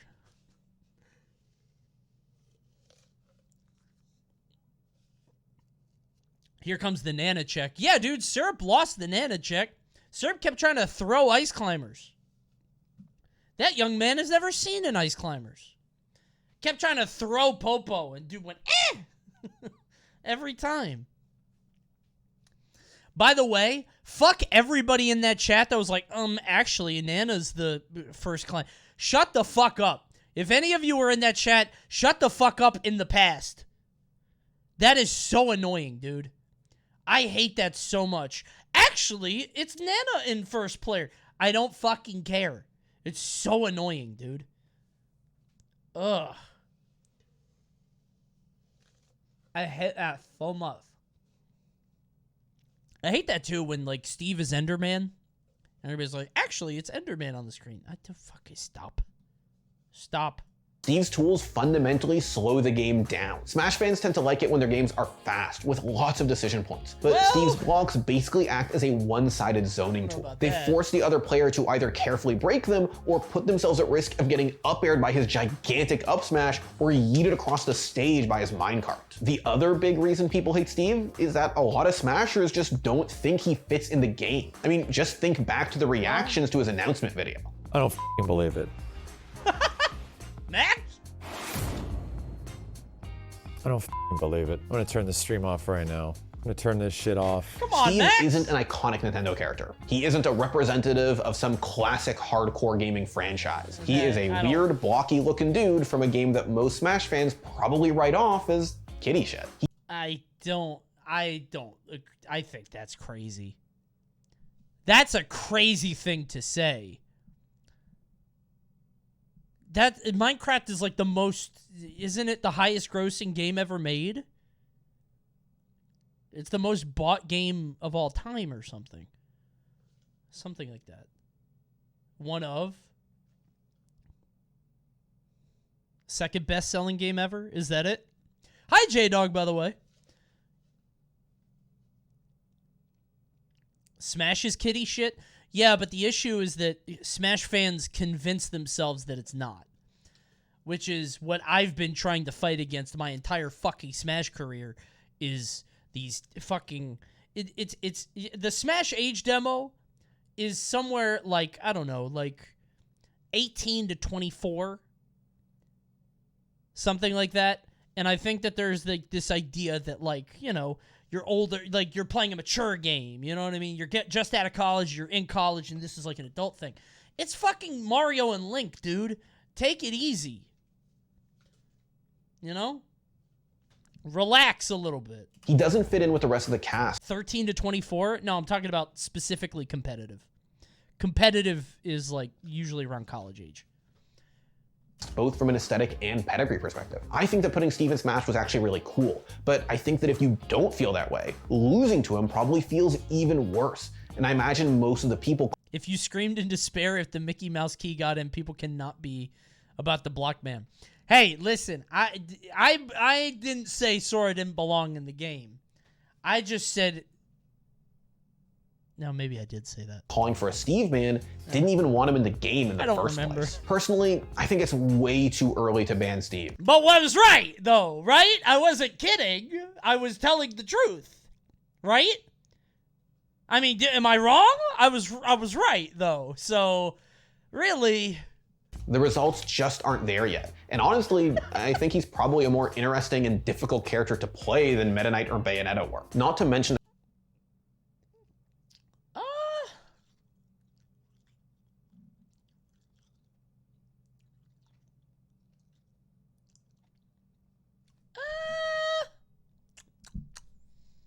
Interesting and difficult.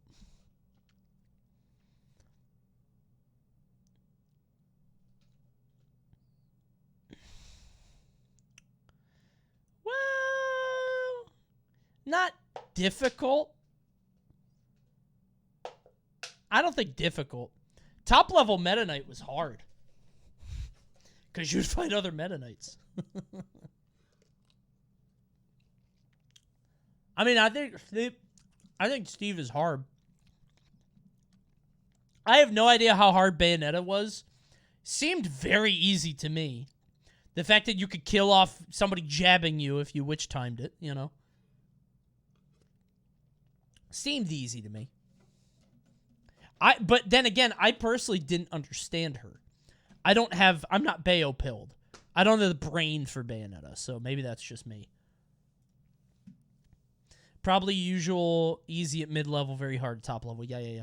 The fact that these Steve players have yet to go up against players like MKLeo, Tweak, and Meister. I play like Mario, Wario, Scrimblow characters. I play like up-close fighting characters. I can't do zoners or anything. Played against incredible players to be sure, but they've yet to go up against the absolute top echelon of ultimate talent. And I think we should reserve judgment until they do. Steve is now enemy #1 in the ultimate community. It's possible that players come together and make count. Velma fights up close. She can.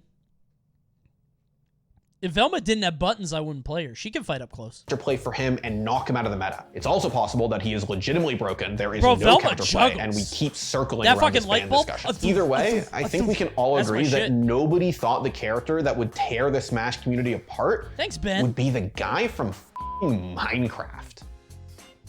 I think a bunch of people thought that. Leo this weekend, though. Is Leo still going? I saw a lot of people drop off. Is he actually still going? At the end of the day, Steve winning everything is probably phenomenal for new players into the scene. Therefore, he'll never be banned. I don't think he'll be banned regardless. Oh, he's in Vegas? Okay, cool. Gotcha. I mean,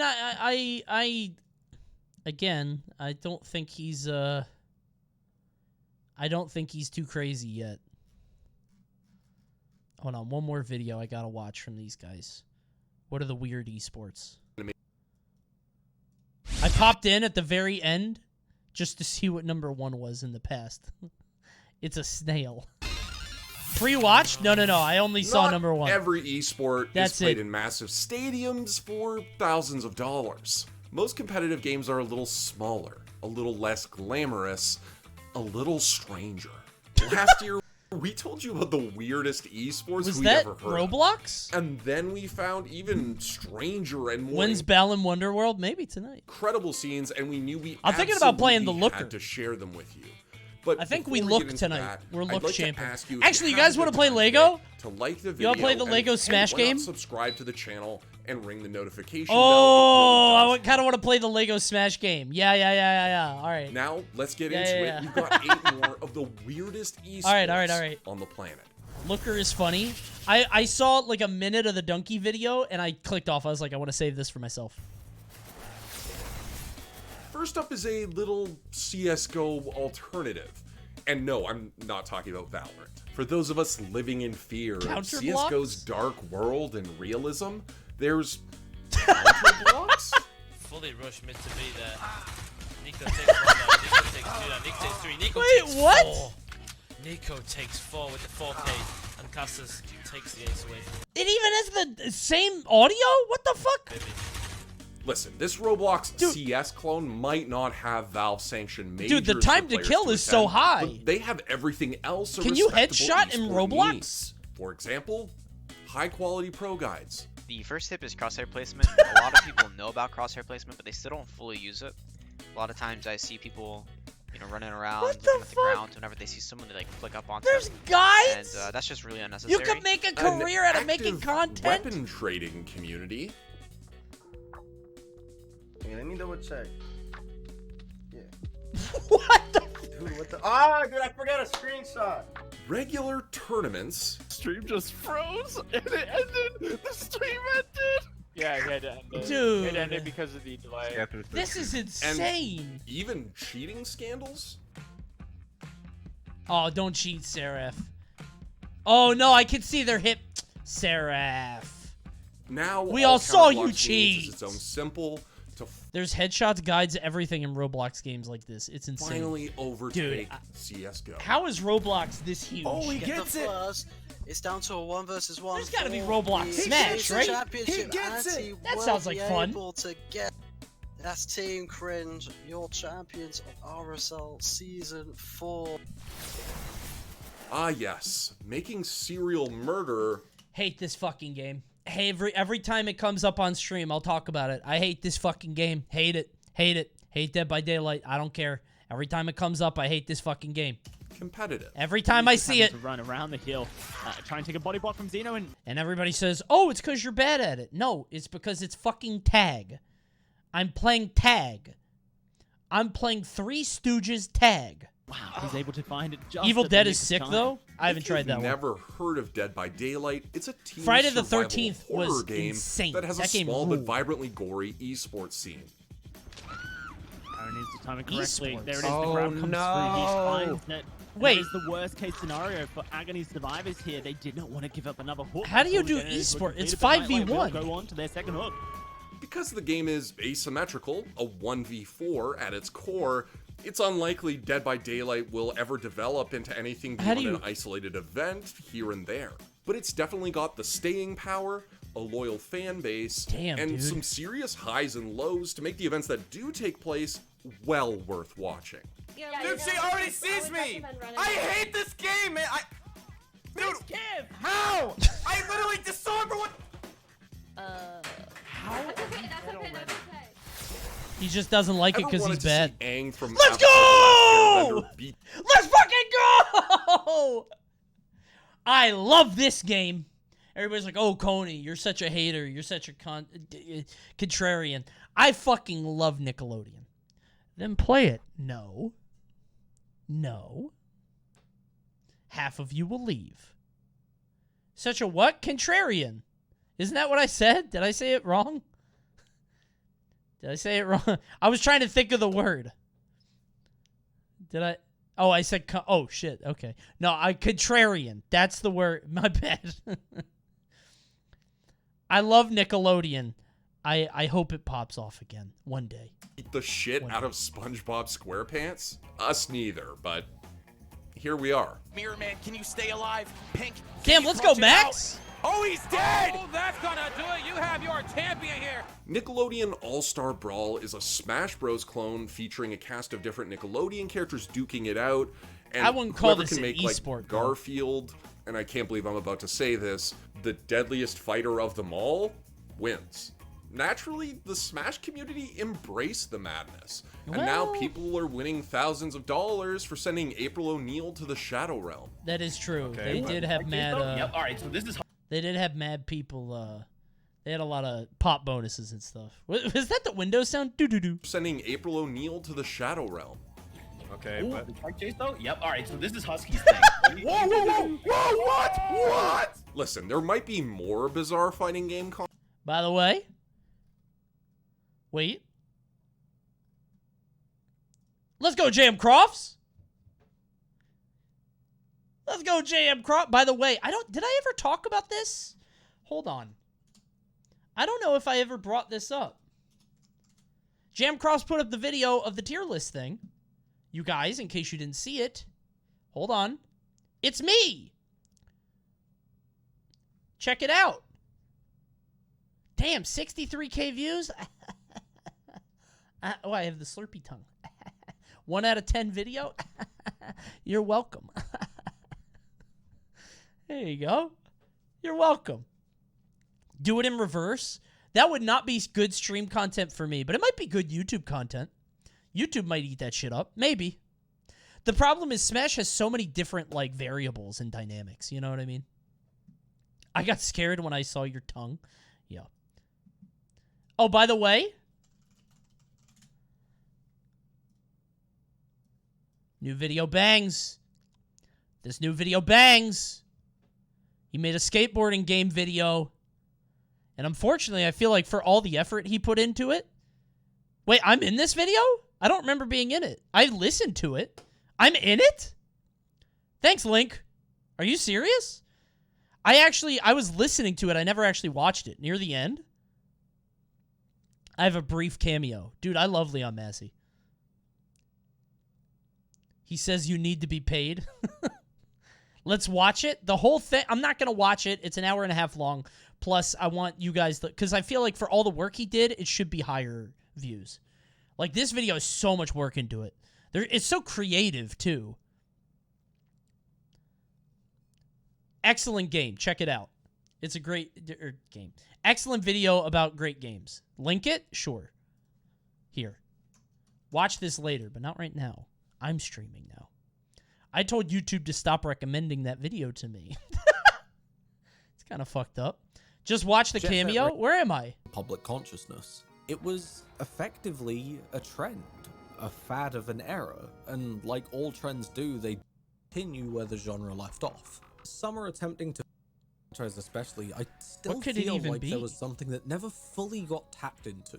And with new games in the future, where was I'm holding out hope that a developer can Link. come along and finally realize that potential. I'm looking for. Oh, was it SSX? He talks about SSX a bunch. Wanted Skate to ride each generation. Why am I watching this? Especially, I've been poisoned in the Jet Set Radio. I'm not. First get if nobody knows, I'm going back to the other video. Whatever. I'll find it later. Concepts out there, but I don't think seeing Leonardo SSX. take on Zim will ever sit quite right with us. Who can get the hit? Let's go, Who takes DeBuzz. out the lead in Charles with 5 seconds. Get him, Next DeBuzz. hit is going to win here. 3 seconds DeBuzz, left. hit him. Let's go. Away, and DeBuzz gets the game as That's my fucking guy. If you've ever played any of the hundreds of versions of Prop Hunt, you know the agony of missing the audience. I love Spy Party. Where you at? Spy Party rules. Spy Party Esports, however, takes the mind Esports? to a whole new level. In what is essentially a reverse Turing test, you have to spot the human among the NPCs. Then you kill them. Third mission completion, the shot comes off, and Crazy Kaylee comes out to an early lead. And shot I do love the little dance they do when you get hit. And Crazy Kaylee comes out to an early lead. And if you think that sounds Spy more Party like rules. a one-off tournament than an entire esport, think again. Spy Party has its own competitive league that holds regular tournaments with official standings. Oh my and it God. even has the most important part of any good esport, clutch hype plays. Is this game not solved? This is probably it for the whole of the The shot comes off, and Crazy Kaylee, for a third season in a row, is your Spy Party competitive league champ. Right in the ass. Oh my god. Wait, is this game real? Spectation? Is that a word? I've never heard of that. I've never heard of that. Spin-offs don't always make for the biggest success stories. Do you guys not have phones? Yeah, you guys all have phones, right?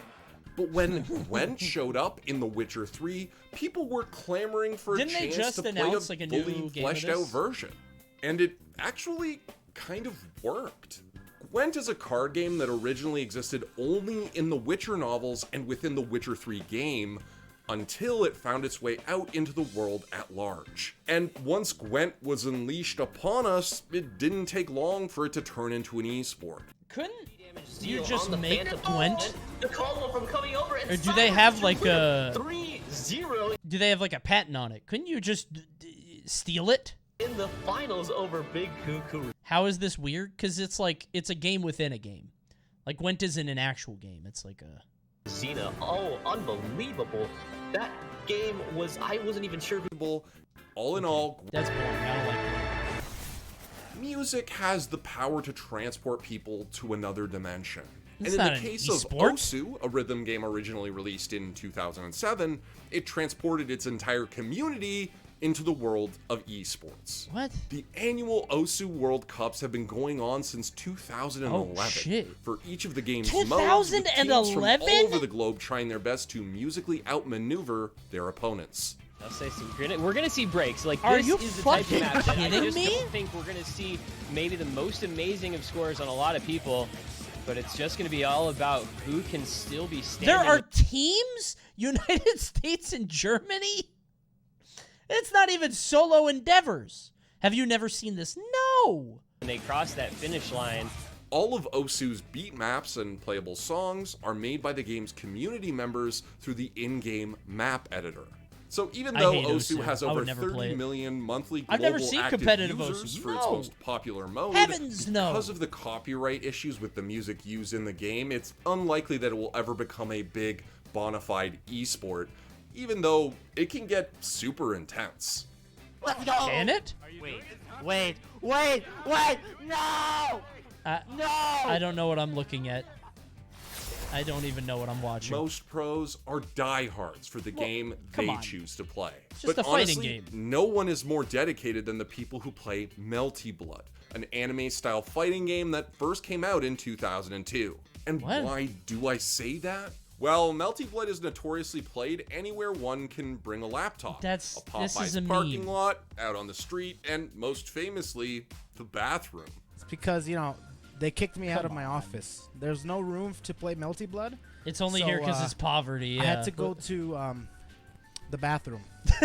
So, hey guys, hey.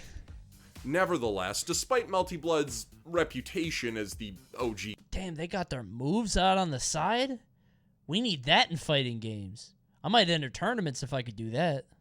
Bro, how the fuck I do the replicant coordinator? Quarter circle back A, B, or C. Thank you. poverty game, it has slowly but steadily climbed the prestige ranks of competitive fighters. I'm pleased to announce Melty Blood Type Lumina. By the way, Majin Obama, excellent new movie. Just went up on his channel. Excellent movie. Is going to be a main Go watch game that for Evo too. 2022. Much to the ire of all the Excellent Steam chart new posters, Redditors, I retweeted it if you guys need to find it. I guess Go that's watch what it. happens when players I'm not going to watch it because it just went up today and I don't want to steal views. Go watch it. are willing to put up with literally anything to get their game out there. Maybe I'll watch it in a week or two. Once everybody else did. Yeah. And KFL's going to extend But I'd rather you guys just watch it on your own. Oh, no! Did you unplug it? When the battery is low. When you think of snails, I'd imagine the last thing on your mind is an esports racing tournament. And yet, Turbo's like the Racing movie, League, right? $1 million tournament based on a mostly forgotten 2013 animated movie about super fast snails exists. $1 million tournament? It was a crazy movie league. Mind is an esports racing What? tournament. And yet, Turbo Racing League, $1 million tournament based on a mostly forgotten 2013 animated movie about super fast snails, exists. It was a crazy course. I mean, there was a lot of speed strips. On lap 7, I remember the announcer saying, they're doing stunts at the same time, which means we're neck and neck, 7 laps in. The Turbo Racing League World Championship was only held once in 2013. Obviously. So naturally, we have to wonder, can you really call something an esport if it only ever had one official tournament?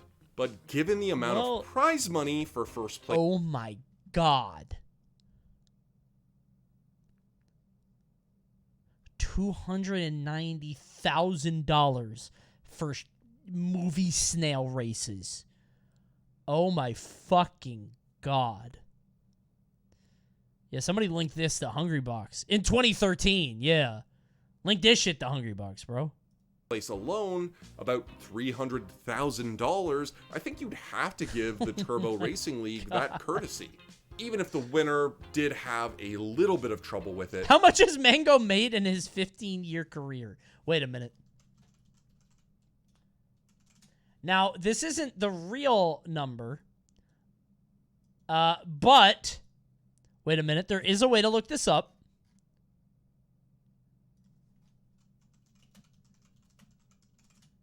There's a site for this. Oh my god. Oh, it's the same site as the other one. Yeah. Dude.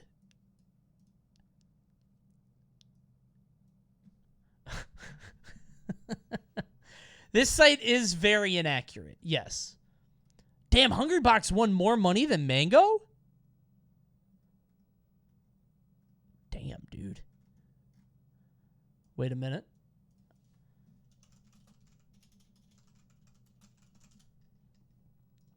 Wait a minute. Not true. Not true. It's way more. It's way more. Not true. Not true. It's definitely more. Damn, dude, I won more in 2020 than I did. How did I win more in 2020? Online results. What did I win in 2020? What the fuck?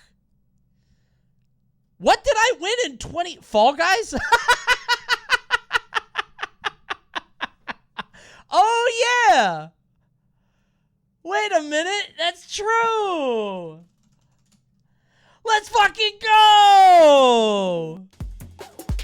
Let's fucking go. Oh my god. More money than all of Smash combined.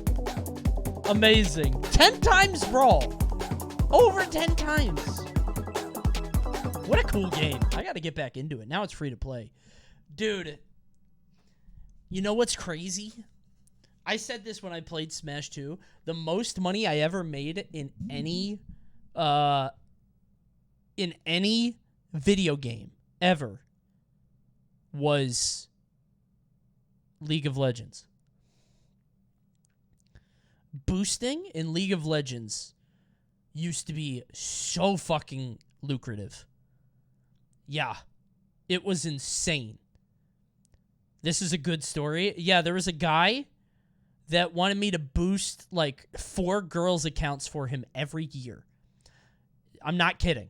Every year, he was like, hey, can you boost this girl's account for me? I'm like, yeah, sure. Because he wanted to say he did it. He was like, I need you to play Ari. I need you to get the diamond with Ari. And I'm like, I don't like Ari. It's going to take a little bit longer. He's like, I'll pay you double. I'm like, hell yeah, okay. Because he played Ari. This is like the 3rd time you've told this story. Well, not everybody has heard it. And also, I love telling it. Did he end up with her? No. No, he did not. But that's not my problem. What kind of rates were you charging? If they start in silver and they need to get up to diamond, that's like...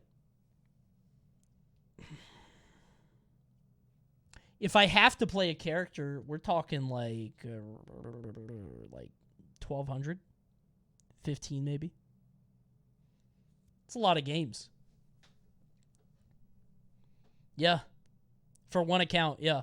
You guys don't know what it was like. Yeah. Charging per hour? No, because that would be fucked up, because I could just lose on purpose. Who do you main in League proper? Back then, I don't play League anymore, but back then I played TF and Jace mid. I would play TF, Jace, and then whoever was the flavor of the month at the time that was busted. So. Renekton mid for a little while. I don't play anymore. I really don't. I'm clean. I'm clean now. But no, dude, League boosting was fucking lucrative. Way more than anything I did in Smash. By the way, that was one account from this guy. So this guy came from like a rich family. Yeah, it was, and he did this every year. He was like, I need you to boost these 4 girls' accounts, and I want them to think it was me, so I need you to play Ari. I'm like, fuck yeah, let's do it. How much did you earn boosting? All told, probably like 6, 7K. Maybe more. I never signed up for one of those sites that, like, could get you accounts. Because like, the issue that I had was I only had friends to go, because, like, I hit Diamond 1, and then in the future, I just would go to Diamond 5 and then stop playing, and I did it pretty fast. So what I had to do was, like, I just had to do word of mouth. Because if you try to sign up for those sites I'm boosting, they'll be like, you have to be Diamond 1 to sign up. And I'm like, I'm not that, and I don't feel like climbing, you know? So. Speaking of The Wire, the name of the guy that you helped, his name was Alex. I'll tell you that. But none of you guys know him. What did Mal think of all this? She loved it. What the fuck? Got her some Ruth's Chris dinners? What are you talking about? Some melting pots? Delicious. It was amazing. I boosted someone in this chat, actually. There's an old sub that I boosted to gold for fun, and he got banned. Yeah. It was just for fun. I didn't charge him. He's an old head. He's not really in the chat much anymore, but they found out because I flash with F and he flashes with D. So Coney feels like a Draven main? No, I'm a mid main. But I do have Draven mental. If you motherfuckers are going to waste my time, I'm quitting at 15 minutes. Don't waste my fucking time. If you won't let me out of the game, I'm not being a hostage. I manifest my own destiny. I'm walking into the enemy tower. I'm getting out of this game one way or another. Jhin players are worse than Dravens. I was a Jhin player.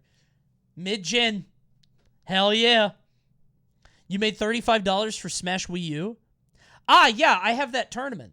That was when I got third. I got fucked up by 6WX.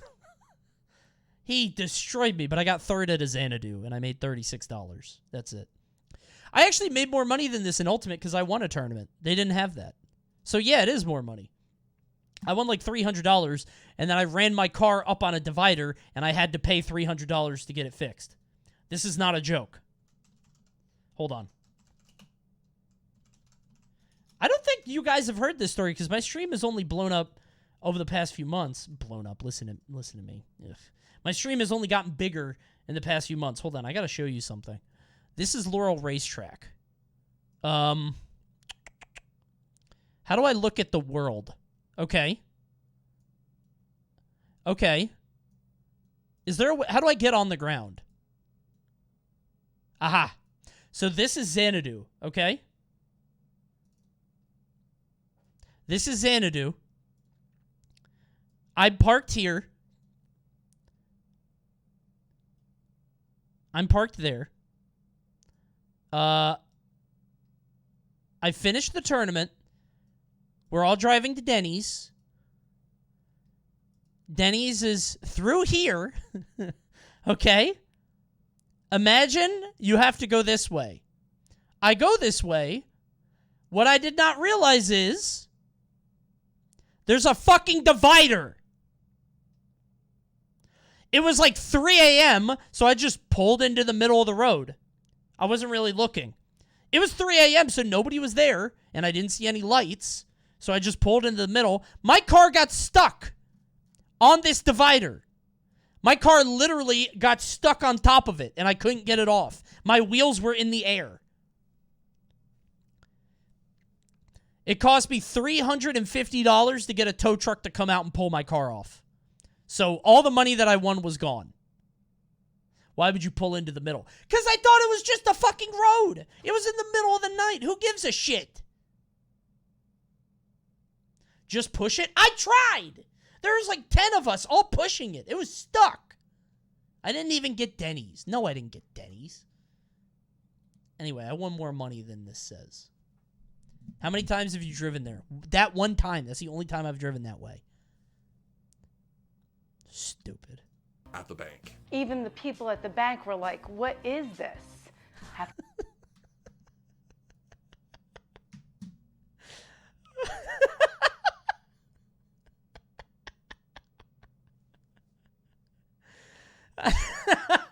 You know what? I'd wear the shirt too.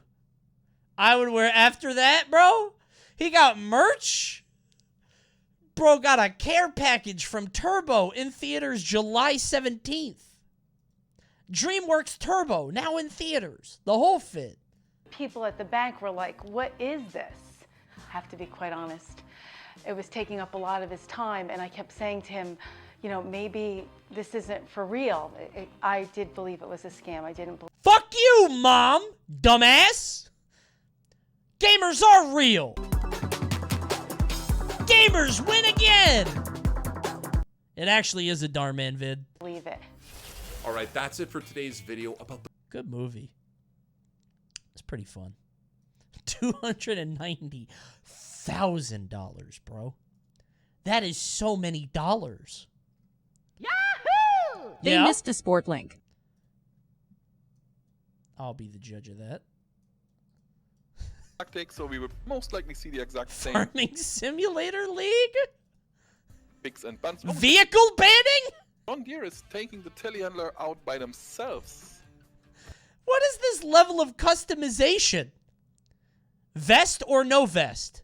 Sunglasses or no sunglasses? Those are your only options. Vest or sunglasses? That is interesting.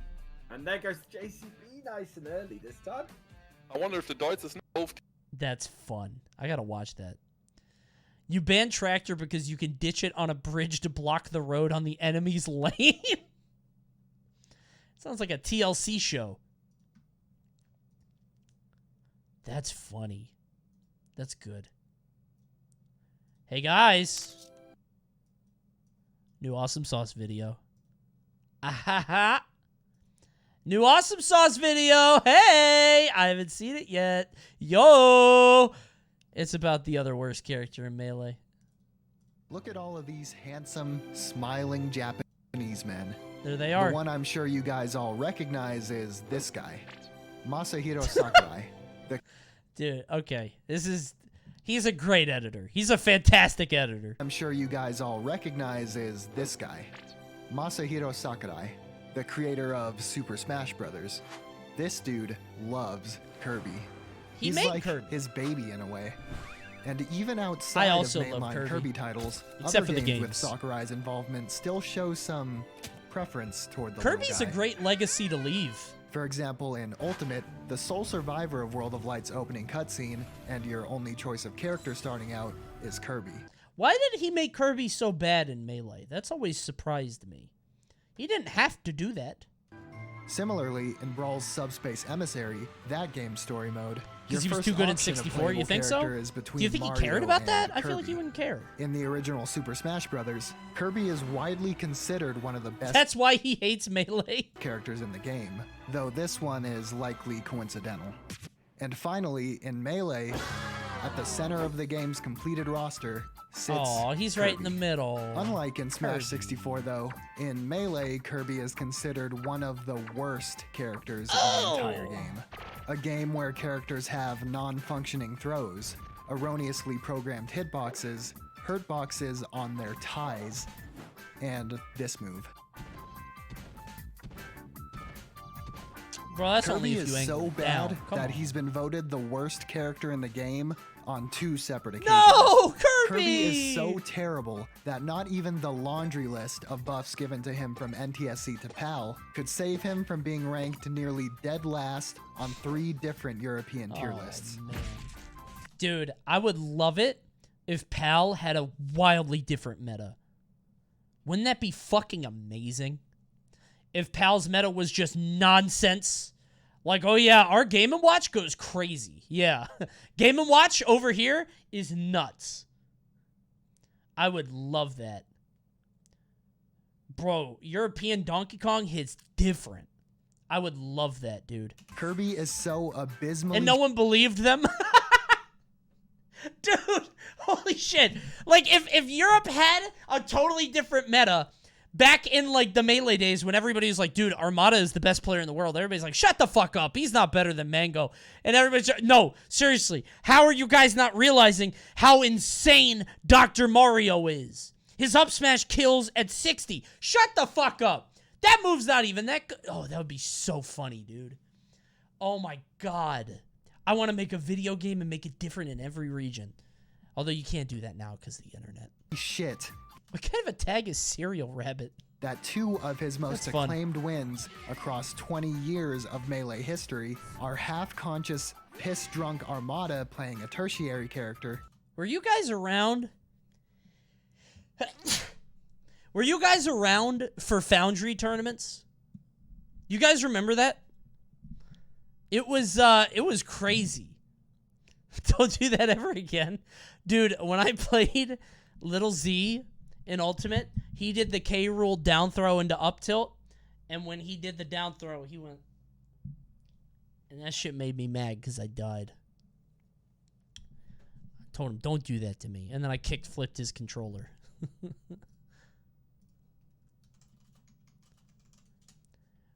I beat his K roll, and I was like, give me your controller. Just started going fucking crazy on the controller. Had some fucking stunts. Give me that fucking controller, bro. Don't ever lose to my Dr. Mario. It's over for you. Okay. Anyway, the Foundry was very, very fun to watch. People got fucking hammered at this shit. It was crazy. And the Crimson Blur. And that's it. Pop shove it up no tilt. secret Kirby sucks. Big time. Let's talk about why. I would love to, because I think don't it's know. important- I just know the hammer move sucks. To begin by saying that while Kirby is very terrible, he's quite functional as a character, with fewer melee-isms than you'd probably expect. Instead of any combination of jank holding him back, he's terrible more so because he lacks almost every attribute that makes a good or even half-decent character in Melee. Let's one. compare Kirby to Jigglypuff, for example. Yeah. A character you might look at and be tempted to question how it's possible that Puff, who is so similar to Kirby, is on the opposite end of the tier list. Well, their similarities are pretty superficial. Both The Kirby aerial and mobility, Jigglypuff right? have 6 jumps, but Jigglypuff, Oh, damn, he who goes has higher? the most aerial drift in the game, is nearly twice as fast as Kirby. Damn, in the Kirby's air, slow. aiding in her ability to carry opponents off stage with repeated aerials, easily and quickly go out for edge guards, and recover. Boom, boom. Kirby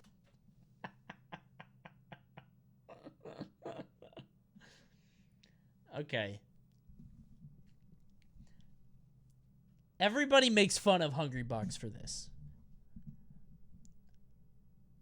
Guys, if I was a top player, I would probably be a Hungry Box. I get tense when I play.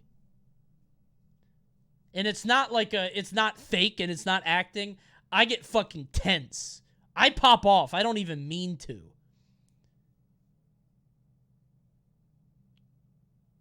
Yeah, I whenever anybody is like, oh, it's all fake, blah, blah, blah. Maybe he plays it up, but I think he genuinely feels it, you know? Kirby, on the other hand, I'm glad I was never a top player. Well, I was pretty good at the other games. But I'm glad I was never, like, still a top player in the age of social media, you know? Because I would have been made fun of. To replicate Jigglypuff's back and forward air strings, can edgeguard well, but not nearly as well as Puff, and has significantly I love worse Jigglypuff, recovery, bro. in part What a due cool to the character. aforementioned drift difference, but also due to lacking Pound, a move that allows Puff to virtually always recover from hits off the side that don't outright kill her. Kirby, however, Use is the hammer. probably fucked if hit toward the blast zone more than once when being edgeguarded, which is pretty average among Melee's cast. Oh, no, Kirby, no. Like Puff, though, Kirby is among the lightest and floatiest characters in Melee, and can be killed extremely early. Unlike Puff, Kirby can't easily kill opponents extremely early to kind of offset that. It still shocks me how early Jigglypuff dies. Like, whenever I watch Melee, I'm still like, huh? That killed? Just not used to it. Kirby also lacks something most top tiers or even okay That characters knockout have. Good grab. I will say, that is one of the funniest bits. I love that so much. That eliminated? I love that so much. While down throw and up throw can lead to some extremely niche situational strings, like down throw tech chases on platforms and down throw into pray you read your opponent correctly, back and forward throw are infamously horrible. So you don't might use already them. know them as the only 2 throws in the game that can be escaped during their throw animations, but you might not know how modest the mashing can be, going from a leisurely 1 input from 0 to 11% to escape, to a harder but still possible actual mash at around 100. With these 2 throws kind of What a shit, gentle mash. the nearly universal By the ability way, to sick controller. Look at that. That's a great controller. Ooh, a little crusty, though. Maybe wash that before. What are these try-hard notches? What the fuck? Never mind. Cringe, Fox player. With these Or 2 Falco, I guess. throws kind of shit. Are those Falco notches? They're just Fox notches, right? The nearly universal ability to throw an Cheater opponent notches. off stage and go for a gimp is kind He of plays Falco. taken away from Kirby. This also makes going for Kirby side at low percent Dive! unwise. Even disregarding these 2, with his other throws, Does he go to tournaments? I just realized, does Awesome Sauce go to tournaments? Yes, he sucks. He didn't have to say that. That's very rude.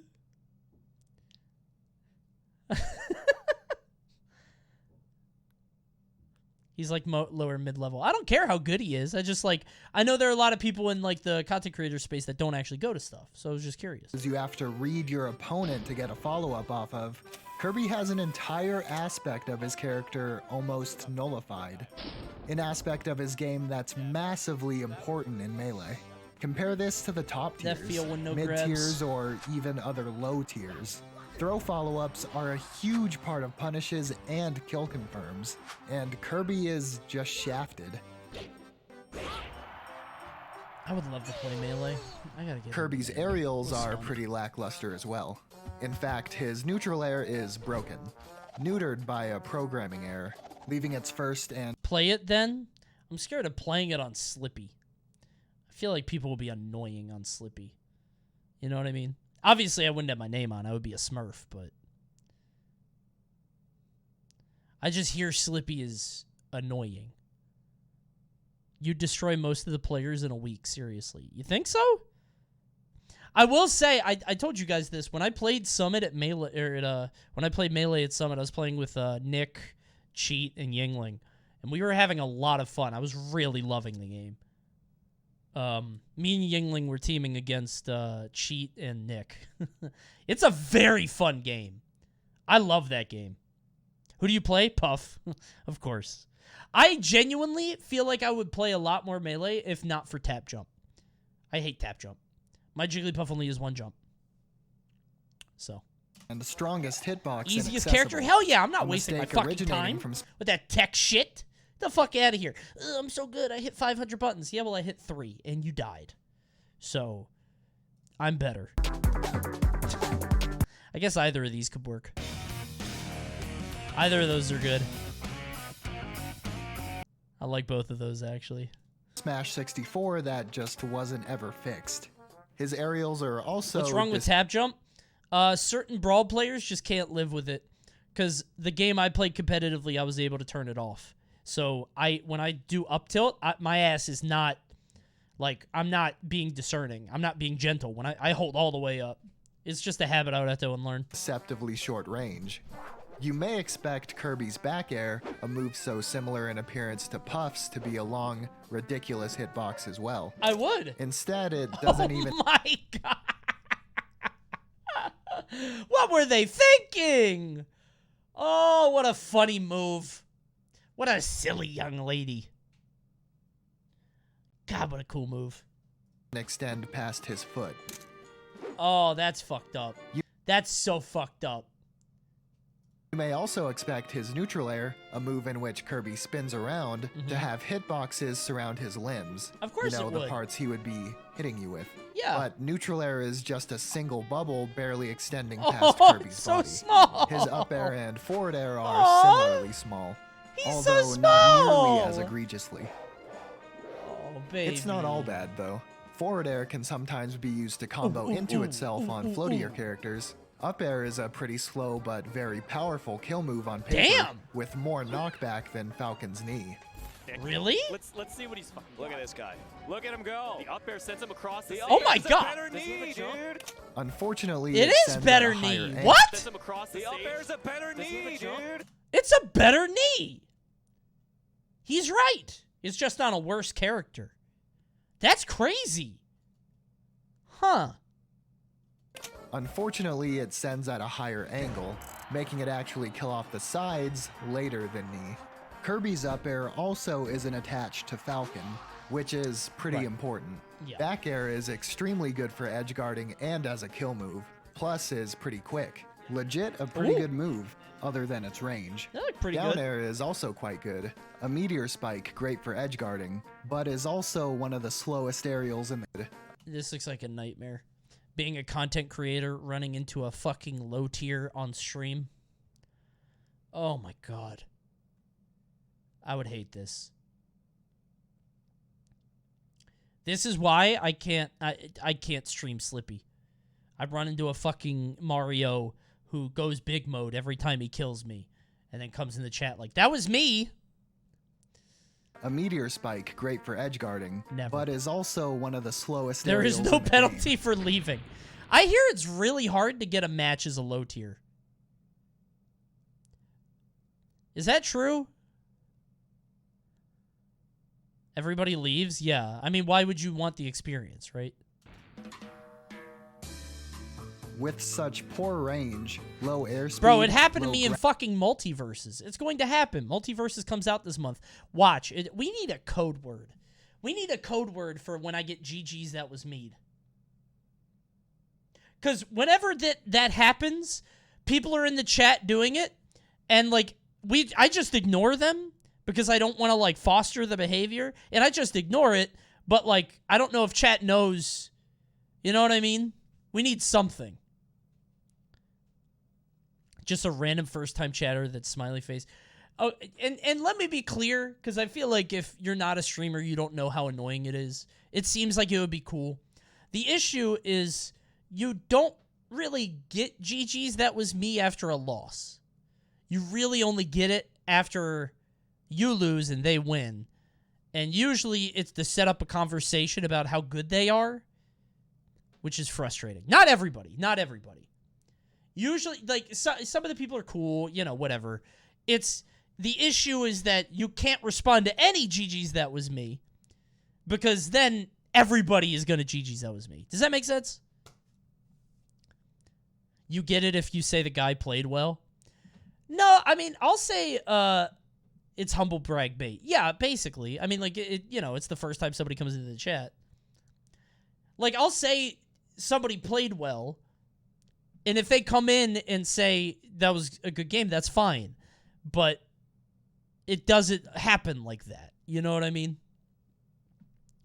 Am I being annoying when I go into a stream after I run into someone? Depends on the streamer or how you interact with it. I think I'm just an asshole. Let me be clear. I'm an asshole. I get annoyed by that. Because I think it's based on past experience. There are people who try to make this into their 15 minutes of fame. Does that make sense? Like, I've had so many people that, like, are on stream and they start, like, teabagging or doing funny, cool shit, haha, and, like, you know, it's fine if, like, they're a member of the stream or it's somebody that I know and it's, like, a, you know, whatever. But it's annoying when somebody wants the audience. Does that make sense? Oh, you got ads at the time? Oh, that's tough. Right as I was explaining etiquette. Oh, that's tough. That's so sad. Ads at the same time. Send block someone who he played on Elite or something when the guy hosted him. I mean, it sounds... Oh my god. Crazy Thunder. When you were playing Nick, people were nice? Well, I was usually winning at Nick. So I didn't get a lot of people coming in. You know what I mean? I think it also depends on the game. The issue that I'm seeing this a lot in Multiverses already. Multiverses is...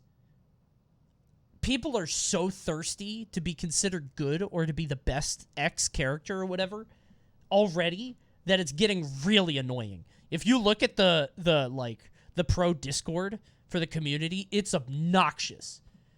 Everybody's like, well, I beat this guy. Yeah, but I beat that guy. Yeah, but that guy's not good. Not as good as this guy. It's fucking annoying. That's every new game, though? Yes. Well, not every new game. I think it's every new game that takes a competitive slant. So, like, Multiverses had that. ARMS had it. Dude, ARMS pissed me off with that. I loved that game. And everybody was so annoying about it being competitive. It's just, everybody wants to be the best X, the best Y. You know?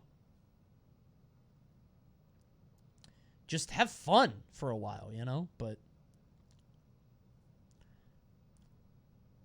I don't know. I hate when good players are god-awful sports. I don't know, man. It's not hard to be the best of a character, especially in a game with, like, you know, only a couple hundred people. Yeah! It was a closed alpha, you know? That was me commenting on the video you're reacting to. I did take a pause to react to this video. My bad. Being the best is fun. It is. I think it's more a marketing angle. Like, hey, I'm the best Harley Quinn. Come watch me, the best Harley Quinn. And you try to get everybody else to, you know. Again, I think I'm not trying to sound like an asshole, especially with the GG's that was me thing. I think it's a difficult thing to explain. as a streamer, I will say it is very annoying to run into that a lot. Just people coming in to be noticed. You know what I mean?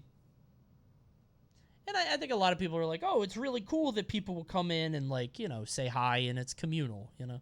But ground speed. Damn, the ad break was that long? Sorry. Terrible grabs and no projectile, other than his up specials, which isn't ever really Hey, applicable Multiversus in comes neutral. out soon. Kirby We'll have also more of has this. an incredibly difficult. What's the thought about asking for advice? Oh, it's totally cool to ask for advice. Even if you win, if you ask for advice, it's cool. Because then it's like you're actually coming in with a purpose. Does that make sense? Like, if you come in and ask for advice, it's like there could be a dialogue or a conversation. That's fine. Yeah, you're not just coming in to flex that you won. Yeah. You could talk about the match or be like, or if somebody comes in and they're like, that kill was bullshit, LOL. And you can, like, laugh about it. There's not this weird, like, posturing. You know what I mean? Because gamers are just weird, you know? A conversation that's not just, wow, I'm good. Yeah. Approaching, really applicable in neutral. Kirby also has an incredibly difficult time approaching, easily walled out with aerials or kept at range by projectiles, or even just shielded on. Given the small miracle that Kirby actually gets in, Kirby's poor speed almost ensures it's a pretty quick 1 or 2 hit reward. Even on fast fallers like Fox, Falco, and Falcon, who are combo food for much. Even on fast. But this Kirby color rules. Green Kirby is beautiful. We love green Kirby. Gorgeous. He is a melon. He is, actually, isn't he? I do love green Kirby. Dude, I gotta be honest. I don't know what it is. Melee's, like, whole aesthetic is so fucking cool to me, man. This whole, like, neo-futuristic arena bullshit. It's not like you're fighting Fox. It's like you're fighting a hologram of Fox. Does that make sense? It's like a Ready Player One type deal, you know? As opposed to, like, Ultimate, where it's like you're fighting the character. I think it's because that, like, the hologram comes in. It's not like the entrances. You guys not know what I'm saying? With the other games, like Brawl or Ultimate or whatever, you have, like, unique entrances. So it's like, that is Kirby. That is Fox. They're getting dropped off from the R-Wing. Something's happening. In Melee, it's like, there's this simulation. It's like, here is Fox.exe. I think that's fucking neat. I think the announcer rules, too. Fast fallers like Fox, Falco, and Falcon, who are combo food for much of the cast. Ooh, another part of this is because Kirby's aerials aren't really conducive to any meaningful combos. For the most part, being either too laggy or sending too far away for Kirby to follow up given his low speed, leaving the most common punish when connecting up tilt as up tilt into single aerial. His grabs, as I mentioned, are difficult to land and probably won't yield much reward either. All of this means Kirby's damage is racked up by a plethora of neutral exchanges rather than combos like the majority of the cast. And because Kirby's neutral is so shit, he'll be doing a lot of work before he gets the opportunity to actually take a stock. Conversely, about as well a character can combo light and floaty characters like Mr. Game & Watch and Puff, they can combo Kirby.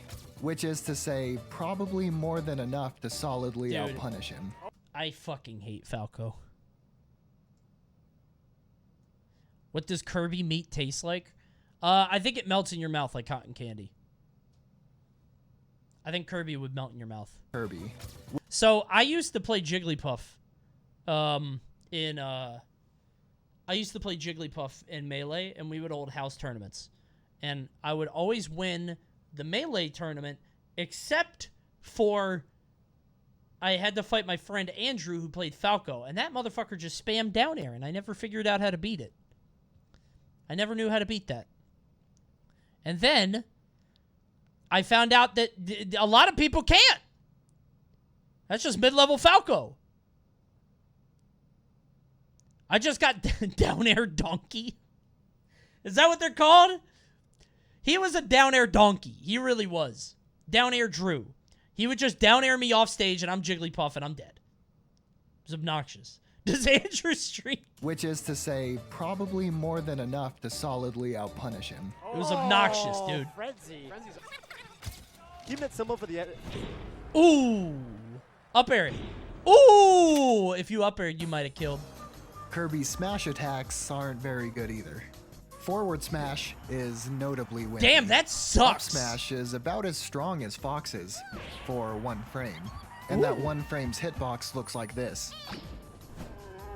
What? It also takes nearly twice as long to come out and has an embarrassing sour spot that's easier to connect with. Why? Why did they Down do smash that? is about average in knockback. What but the fuck? sends up with its inward hitboxes and horizontally with its outer ones, making it unreliable sometimes. Perhaps the best part of Kirby's kit are his tilt. Bro, he went nowhere. Sometimes. Bro got popped up. He doesn't function. Perhaps the best part of Kirby's kit are his tilts. Not only because up tilt Damn, is so got essential range. to Kirby's approach and Kick him. punish, Boom. but because down tilt and forward tilt are quick and actually have decent range. Down tilt is a good get off me move, is a nice poke, and Kick an him. effective edge guarding tool. Put the feet on Kirby's him. F tilt is much the The same. Marth Killer. Or should I say Marth Slayer? It's only right that we end this by discussing Kirby's most iconic moves, and it's fitting that they're also terrible. His specials. Marth Eliminator. Kirby's side B has a very strong sweet spot. Damn! Kirby's side B has a... That shit kind of long. Wait a minute. Why that hammer so long?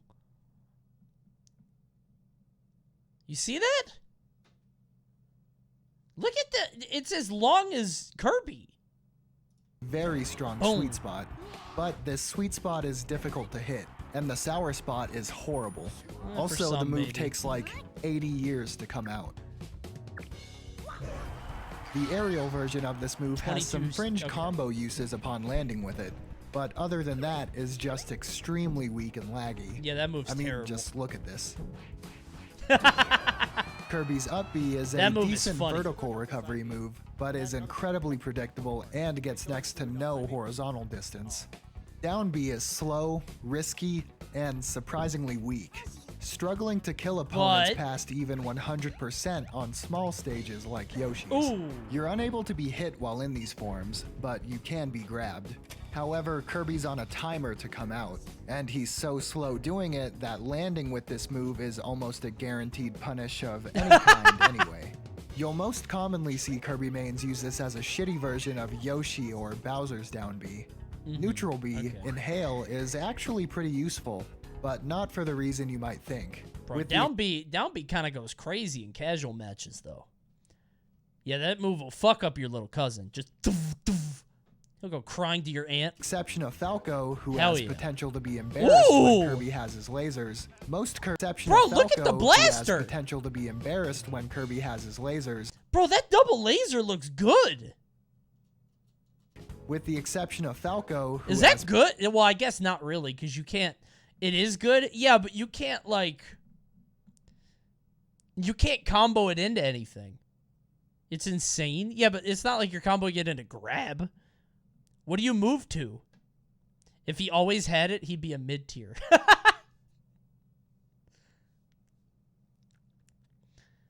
It's good, but it's still Kirby. Yeah, oh, you just camp? Oh, so you get the laser and then just run away? You don't need to move to anything else, you could just camp? I guess. potential to be embarrassed when Kirby has his Blow, lasers. blow. Most Kirbys choose to eschew completing this move and Bro said eschew. taking their opponent's powers, With an E. instead opting to spit them out off stage, or go for Kirby's Inhale cheese on opponents not being careful enough near the ledge. Oh, he's doing it right now! Oh my! He's dead. Ooh, the control. That's the Chicago. And since I don't have anywhere else works to put against this, pros. we'll just call Kirby's dash attack a very Foolish. special move. Impossible to combo with unless you hit your opponent with the very, very end of it, which isn't gonna happen. That shit was annoying in Project M. What an annoying move in Project fucking M. Hated that move. Kirby's would just... Why? They would just do it back and forth. Hold on.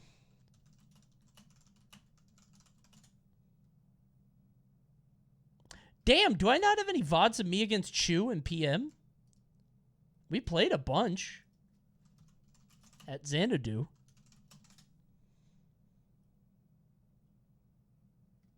Oh, there's one. Oh, this is the one where I win. I still have that hat. Motherfucker, I don't know if he'll do it, but this dude would just... He just dash attacks like crazy. All Chu would do was dash attack and try to eat. He would just inhale at the ledge. He was the Kirby trying so badly. Smash is going about as I thought it would with all this mobility, all these jumps. To cheese stocks. Alright, well, he's not dash attacking. But I swear it's true. Damn, dude, I'm losing. How do I win this? Another one. How do I win this? I'm down by a lot. I had to use WAF too. Hey, he might have died if he didn't. Bro, I was talented. 35. Hold on. Nice. This is actually a really hard matchup for Kirby because I could just pop side B and it just runs into him. Ooh, nice. Another one. Ooh, double bite. Yep, and then he DIs in. Yep. Land in the back air. Oh, yes. Oh, yes. Good player. All right, well, he's not dash attacking at all. But now I want to see me win. No dash attacks. By the way, check out what Wario can do. Down throw. Side B. Die. At 117. No bike? No, his side B was this instead. Also, you could cancel it and jump.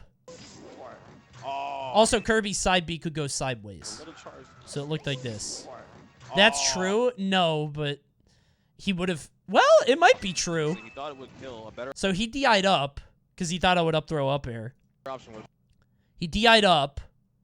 If he DI's down, maybe he gets away. But I think he had to go down and away. But...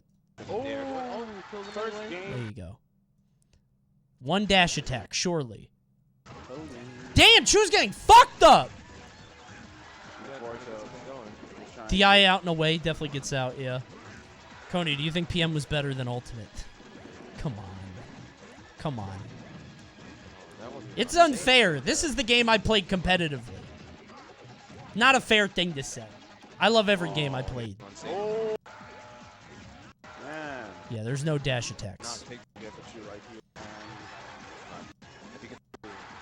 Damn, he almost brings us back. Oh, nice. I hope I win. Oh, he might be sweating a little bit. Winner's semis? Yeah, okay. Maybe. You might want to be a little wary of the wall. Be careful with approach. Oh, there it was, by the way. He did it. That wasn't even that good. There's the dash attack. It didn't even do anything. Maybe I'm just a little baby. Okay, maybe. Never mind. It was the same as in Melee. I just remembered it being really annoying. They would just go back and forth and do that. You flinched when it hit you? Wait, really? You might want to be a little wary of the wall. Like in real life, or? Damn, look at me. I'm so intense. Kill him! Wario, kill him!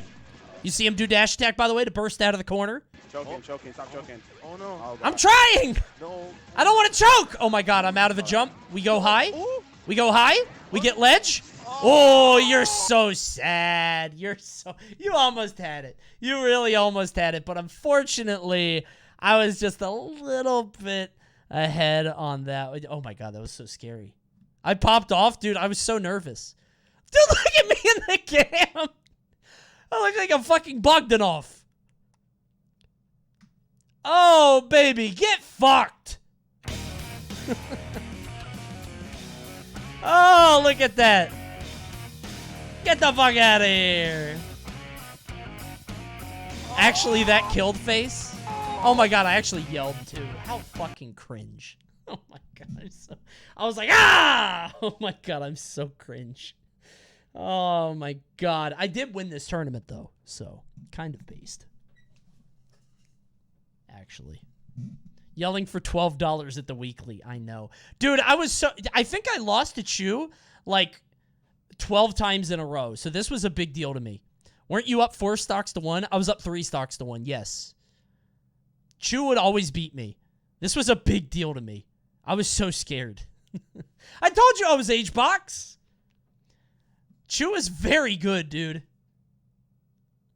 Anyway, back to Kirby. Incredibly with special move. Impossible to combo with unless you hit your opponent with the very, very end of it, which isn't going to happen.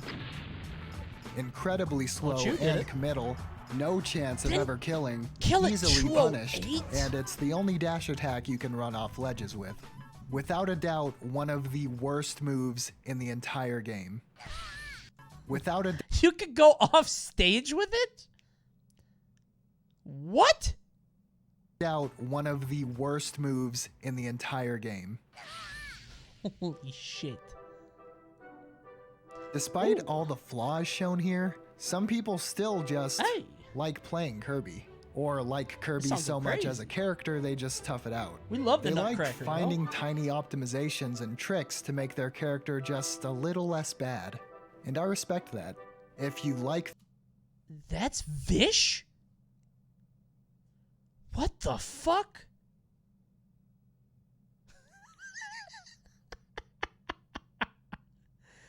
What the fuck is this outfit? This was in quarantine? You got the mad scientist look. He looks like he just poured a liquid into a beaker and it blew up. The character, you're not concerned with Vish. ever winning big tournaments, and you don't want to be Spacey Main number 10,000, why not? Fish about to capture Crash Bandicoot's sister. Not take your bets becoming a low-tier legend? Because everyone on Slippy immediately quits? Well, joke's on them. The bar's lower for you. No offense. Because no one's gonna remember another mid-level top-tier player. True. But everyone in the Melee community is gonna remember when the Crimson Blur lost to Moonanite, the Kirby. With the Marth Or when Slayer. Armada, inebriated, playing Sheik and Pichu, lost to Sea Rabbit, the Kirby. Fun movie. That's a good one.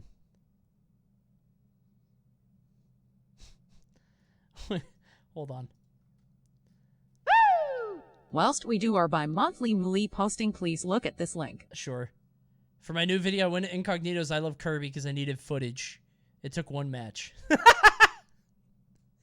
That's fun. That's a good time. I forgot that I have a GameCube controller now.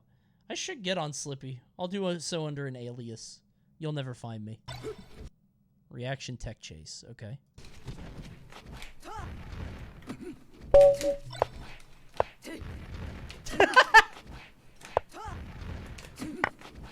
That's impressive. Tech chess. I have a friend that does this shit, by the way. We would play League together, and he would do this shit like walking back the lane. And then he would just walk into the enemy and die. It pissed me off so much. I hated it when he did that.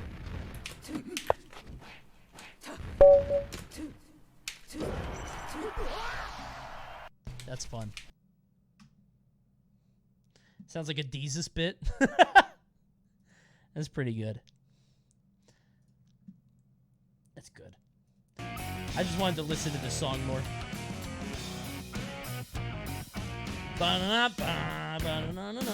Can't listen to it for too long or DMCA.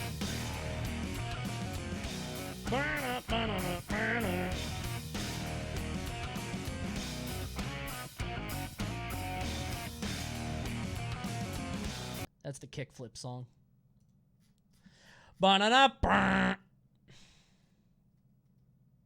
Oh, I had something I wanted to show you guys. Oh, I lost it. Where is it? Oh.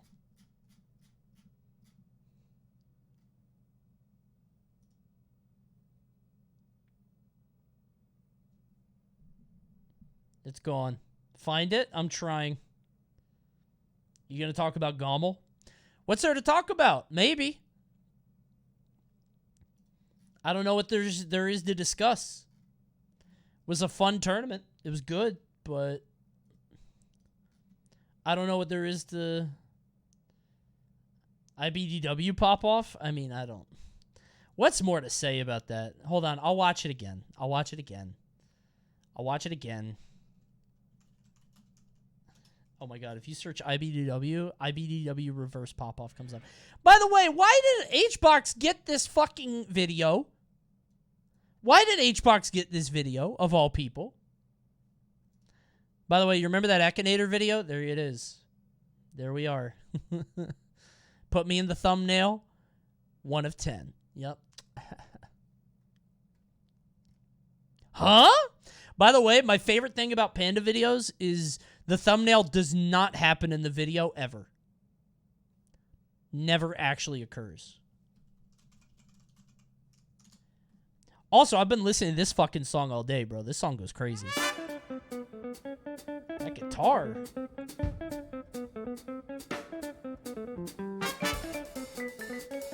Oh, dude, that guitar is so good.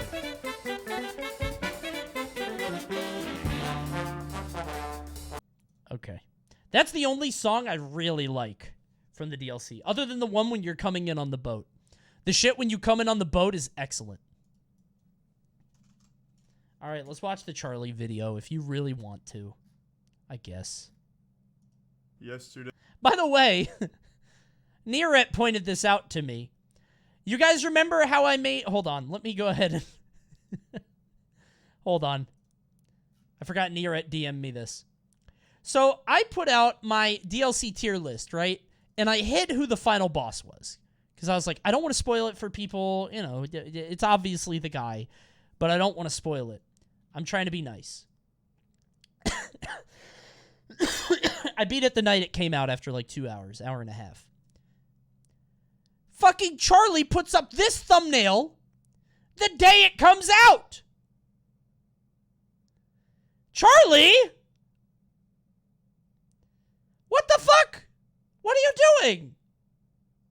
Too big to fail? This is so inconsiderate. How rude. Yep, I was so upset. It was so sad. Did you know? For a reason I cannot determine, you are in Lane Massey's skateboarding video. Yes, somebody told me that. I couldn't find it, though. Omega asshole move. I mean, one thing I will tell you, Charlie might not do his thumbnail or titles or anything. We don't know. Even if he did, who cares? It's not a huge deal. But, I always get... Like, if somebody sees my thumbnails and is like, oh, this sucks. Why is Coney doing this? Why is he clickbaiting? I'm like, come on, man. It's not me. I didn't do it. Come on. Charlie literally picks YouTube auto-select. Well, this is a good one. Yesterday, we were blessed with a moment gamers will never forget. A day that will stand the test of time and will always look back on as a special holiday, similar to Easter, but without the bunny. When one man dared to dream big, we learned an important lesson on what happens when the dream is bigger than the flesh can handle. Approximately 24 Why is his room hours organized? ago, Yeah, in he Super moved. Smash Brothers Melee tournament. He's in a different spot now. Emotions were high, tears were shed, pants shat. It's true, though. He's right. Nobody will remember anything else in this tournament. I don't think so, dude. J-Mook's run, I think people will remember. And HBox, you know, getting a first win in a while. Oh, by the way, this reminds me. Hold on.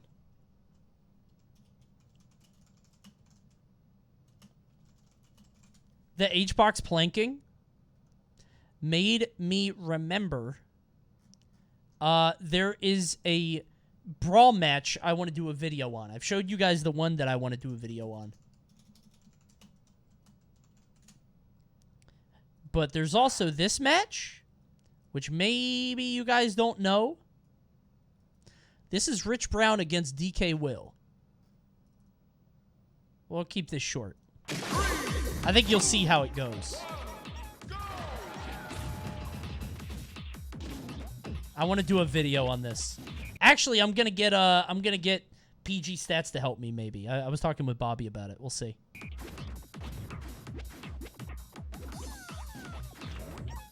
I don't know when it starts. It's been a long time since I've seen this.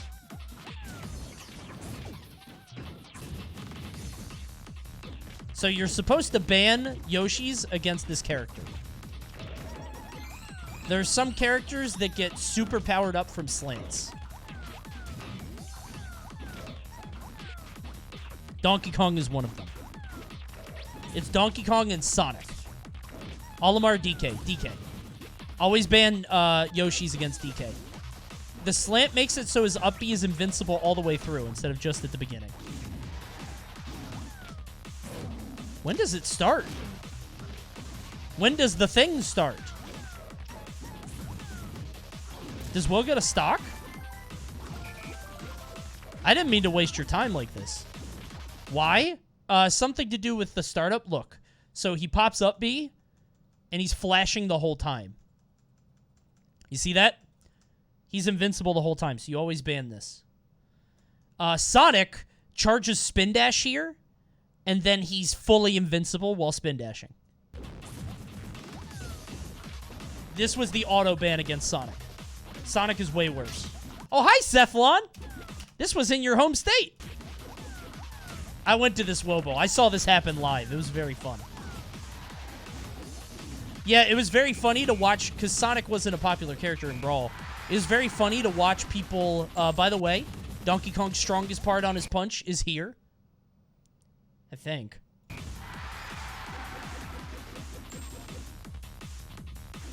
Alright, and is this where it happens? This might be it. No? When does the gameplay start?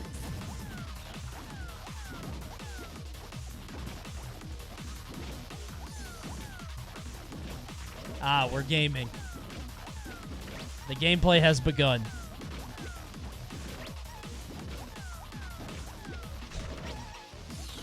This lasts for 6 minutes.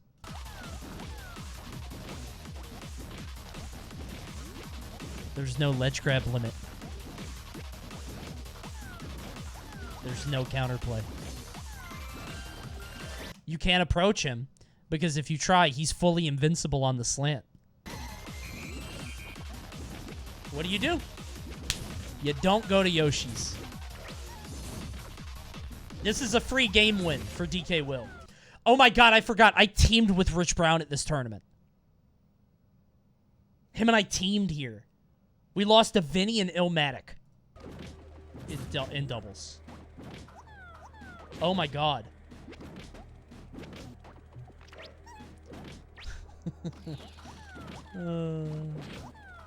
Anyway, I want to do a video on this. I have a couple Illmatic. I know, that's a deep cut. Peach player from Texas. I want to do a video on famous Brawl sets. This is one of them. The other one is the Ook Mike Hayes one. Because I feel like there's so much Brawl history that just people don't know, and I would love to, like, be the bard for that, you know? But most importantly, history was made. Scripted but not one, in yes. the video game itself. The stakes couldn't have been higher. Two titans collided. These two kaiju duked it out in a Thunderdome of unrivaled testosterone and violence. It was like Godzilla vs. King Kong. It was Game 5. Final stock. The next death would seal it. It's a competition, which means there's one winner and one loser. I think Mike Hayes vs. Hylian was in Texas as well. Oh, was it? And just like virginity, the one that introduced a brand new rule. But that's fun. Unfortunately, someone was going to have to. A bard that tells stories is a wreck on tour. Can somebody ban that fucking guy? What is that guy? Correcting? Get the fuck. Wait, his name is Silas the Bard? I just noticed he has Bard in his name. What the fuck? Never mind. He's cool. The crowd was on the edge of their seat. The spectators. Let him go. Let him go. He was waiting for this moment. He's an authority. He's an authority. Let him back. That would transcend space and time and be talked about for eons. Too late. I'm gonna save him. I'll pull you back up. Hold on. All right, you're saved. Get back up here. I didn't notice the name. To come. After You're all the right. winner was decided in the match, no one could have expected A what trustworthy happened next. source. The fucking Bard in the chat. I haven't watched this since it happened. I have not seen this since it happened.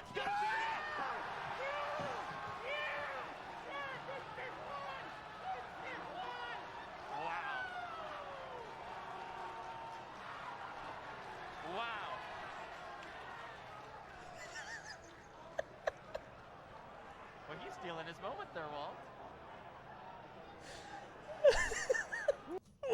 What do you do if you're H-Box? What do you do if you're H-Box? You're just... Yeah. We're gonna get that one. Ooh, shout out to Panda, though. We got a lot of eyes on this one. Got a lot of people. Hold up. 1.2 million views.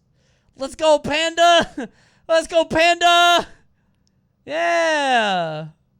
Is that in the replays? Okay. Okay.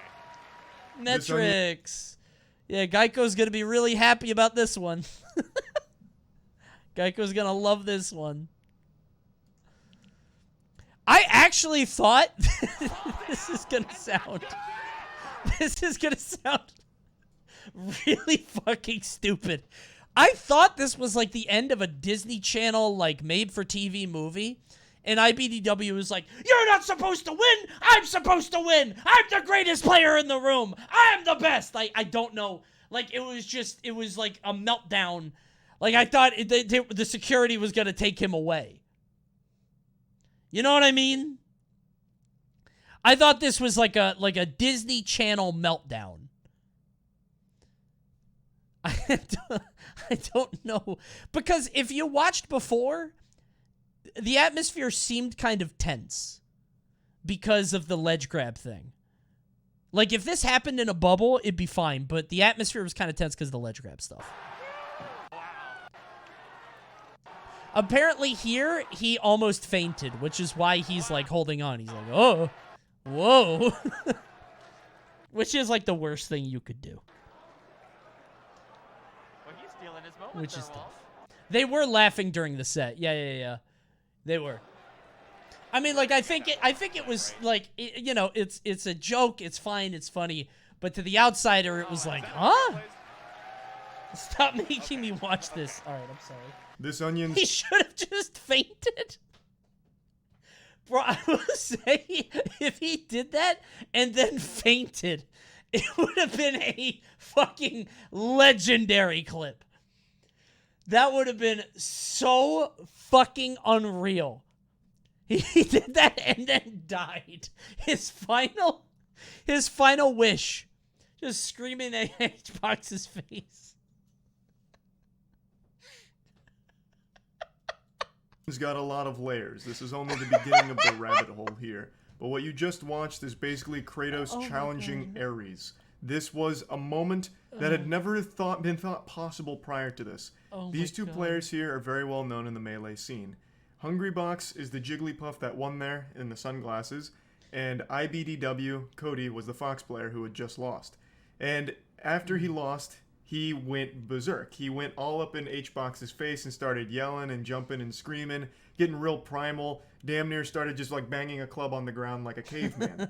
But why? For those that aren't in the scene, they might not understand what this is. This is known as a pop-off. But why? A pop-off is defined by science as an emotional influx I like that. during an event. I'm making that up. I didn't feel like looking it up. But a pop-off is basically just like a big celebration. And in Melee, Hungrybox is well known for his pop-offs. So he'll stand up, yell, scream, flex every goddamn muscle in his body, veins popping out of his neck. Damn near makes it seem like he's about to explode or go Super Saiyan or shit his pants. Like, he goes wild on his pop-offs. It's part of his brand. It's part of his identity. Yeah. And it's super hype. I think pop-offs are always great to witness, even when they're not to Always? like H-Box's level. And his go crazy. Bro, when H-Box pops off for beating, like, a top 100 player, that shit is so funny to me. He hasn't done it in a long time. But when he pops off for... It's so funny. Oh, HBox versus Null? Oh, did he?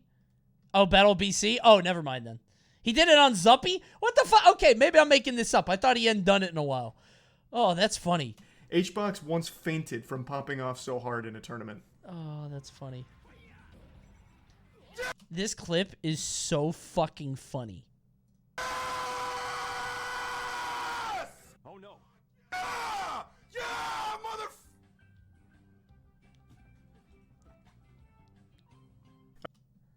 Now, I've actually been lightheaded from commentating before. I've actually been... is that real? Yes. That's happened to me before. Where I've actually been lightheaded from yelling at commentary. Have you guys not seen this? I just assume everybody's seen it. Hold on. Here's the clip. I just assumed you all had seen this. This clip is so funny. I don't watch Smash content. Good. Good. Keep it that way. 3-0, by the way. Well, hold on. It's grands, and they're both in losers. Hold on. Yes! Oh no. Yeah! Yeah, mother.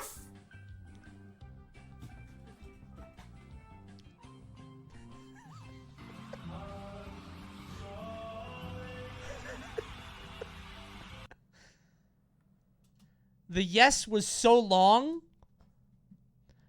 He's up 2 stocks. I didn't notice. He's only at 26.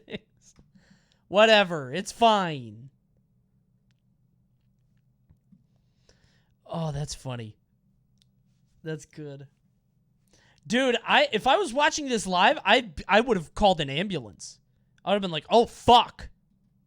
But anyway, that's happened to me. I've yelled so much when I was commentating and doing shit. I think I was streaming once. And I yelled so much, I felt lightheaded. Like, I saw stars. I was dizzy. I couldn't actually find this clip unedited, but you see what happens, you know? He said he just really needed a win today on stream. Going ballistic and his body shuts down. The Windows Okay, that operating makes sense. system needs to reboot there for a second. Oh, that's funny. And he, you know, passes out on stream. Of course, people meme it saying that he Jigglypuff rested in real life. I would faint too if I won East Coast Fridays 148. And it was just a great classic moment. So It wasn't prestigious. dangerous or anything. Very HBox prestigious. wasn't hurt. It's not It happened like to he Wizrobe collapsed. once. Yeah, we've seen that on stream. I'll pull it up after this, though. That's my favorite. Dude, that is some of my favorite Melee I've ever fucking seen. I fucking love it. Just everything leading up to that was so funny. And then fell into a pit of Oh my nails and God. piranhas. He just hit the floor after fainting, got back up, watched the clip, and had a bit of a giggle about it and explained he hadn't eaten that day, you know, this and that.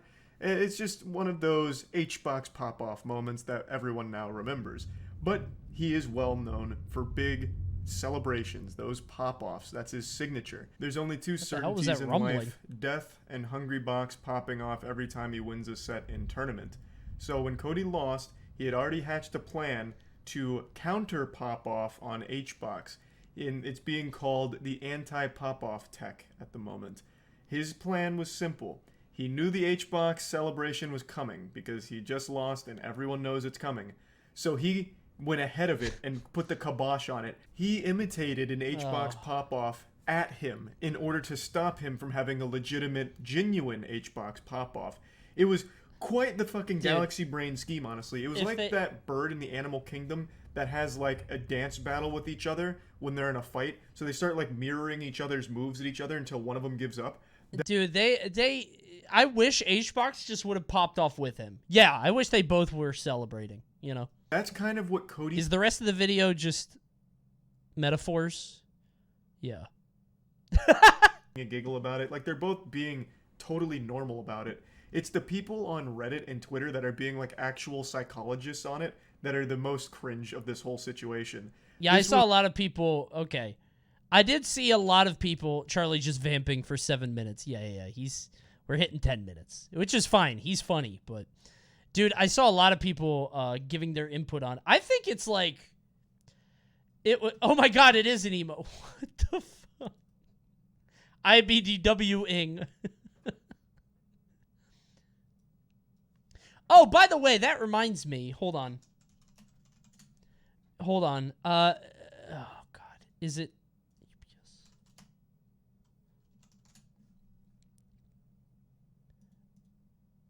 I had to go to UPS to ship something the other day. Hold on.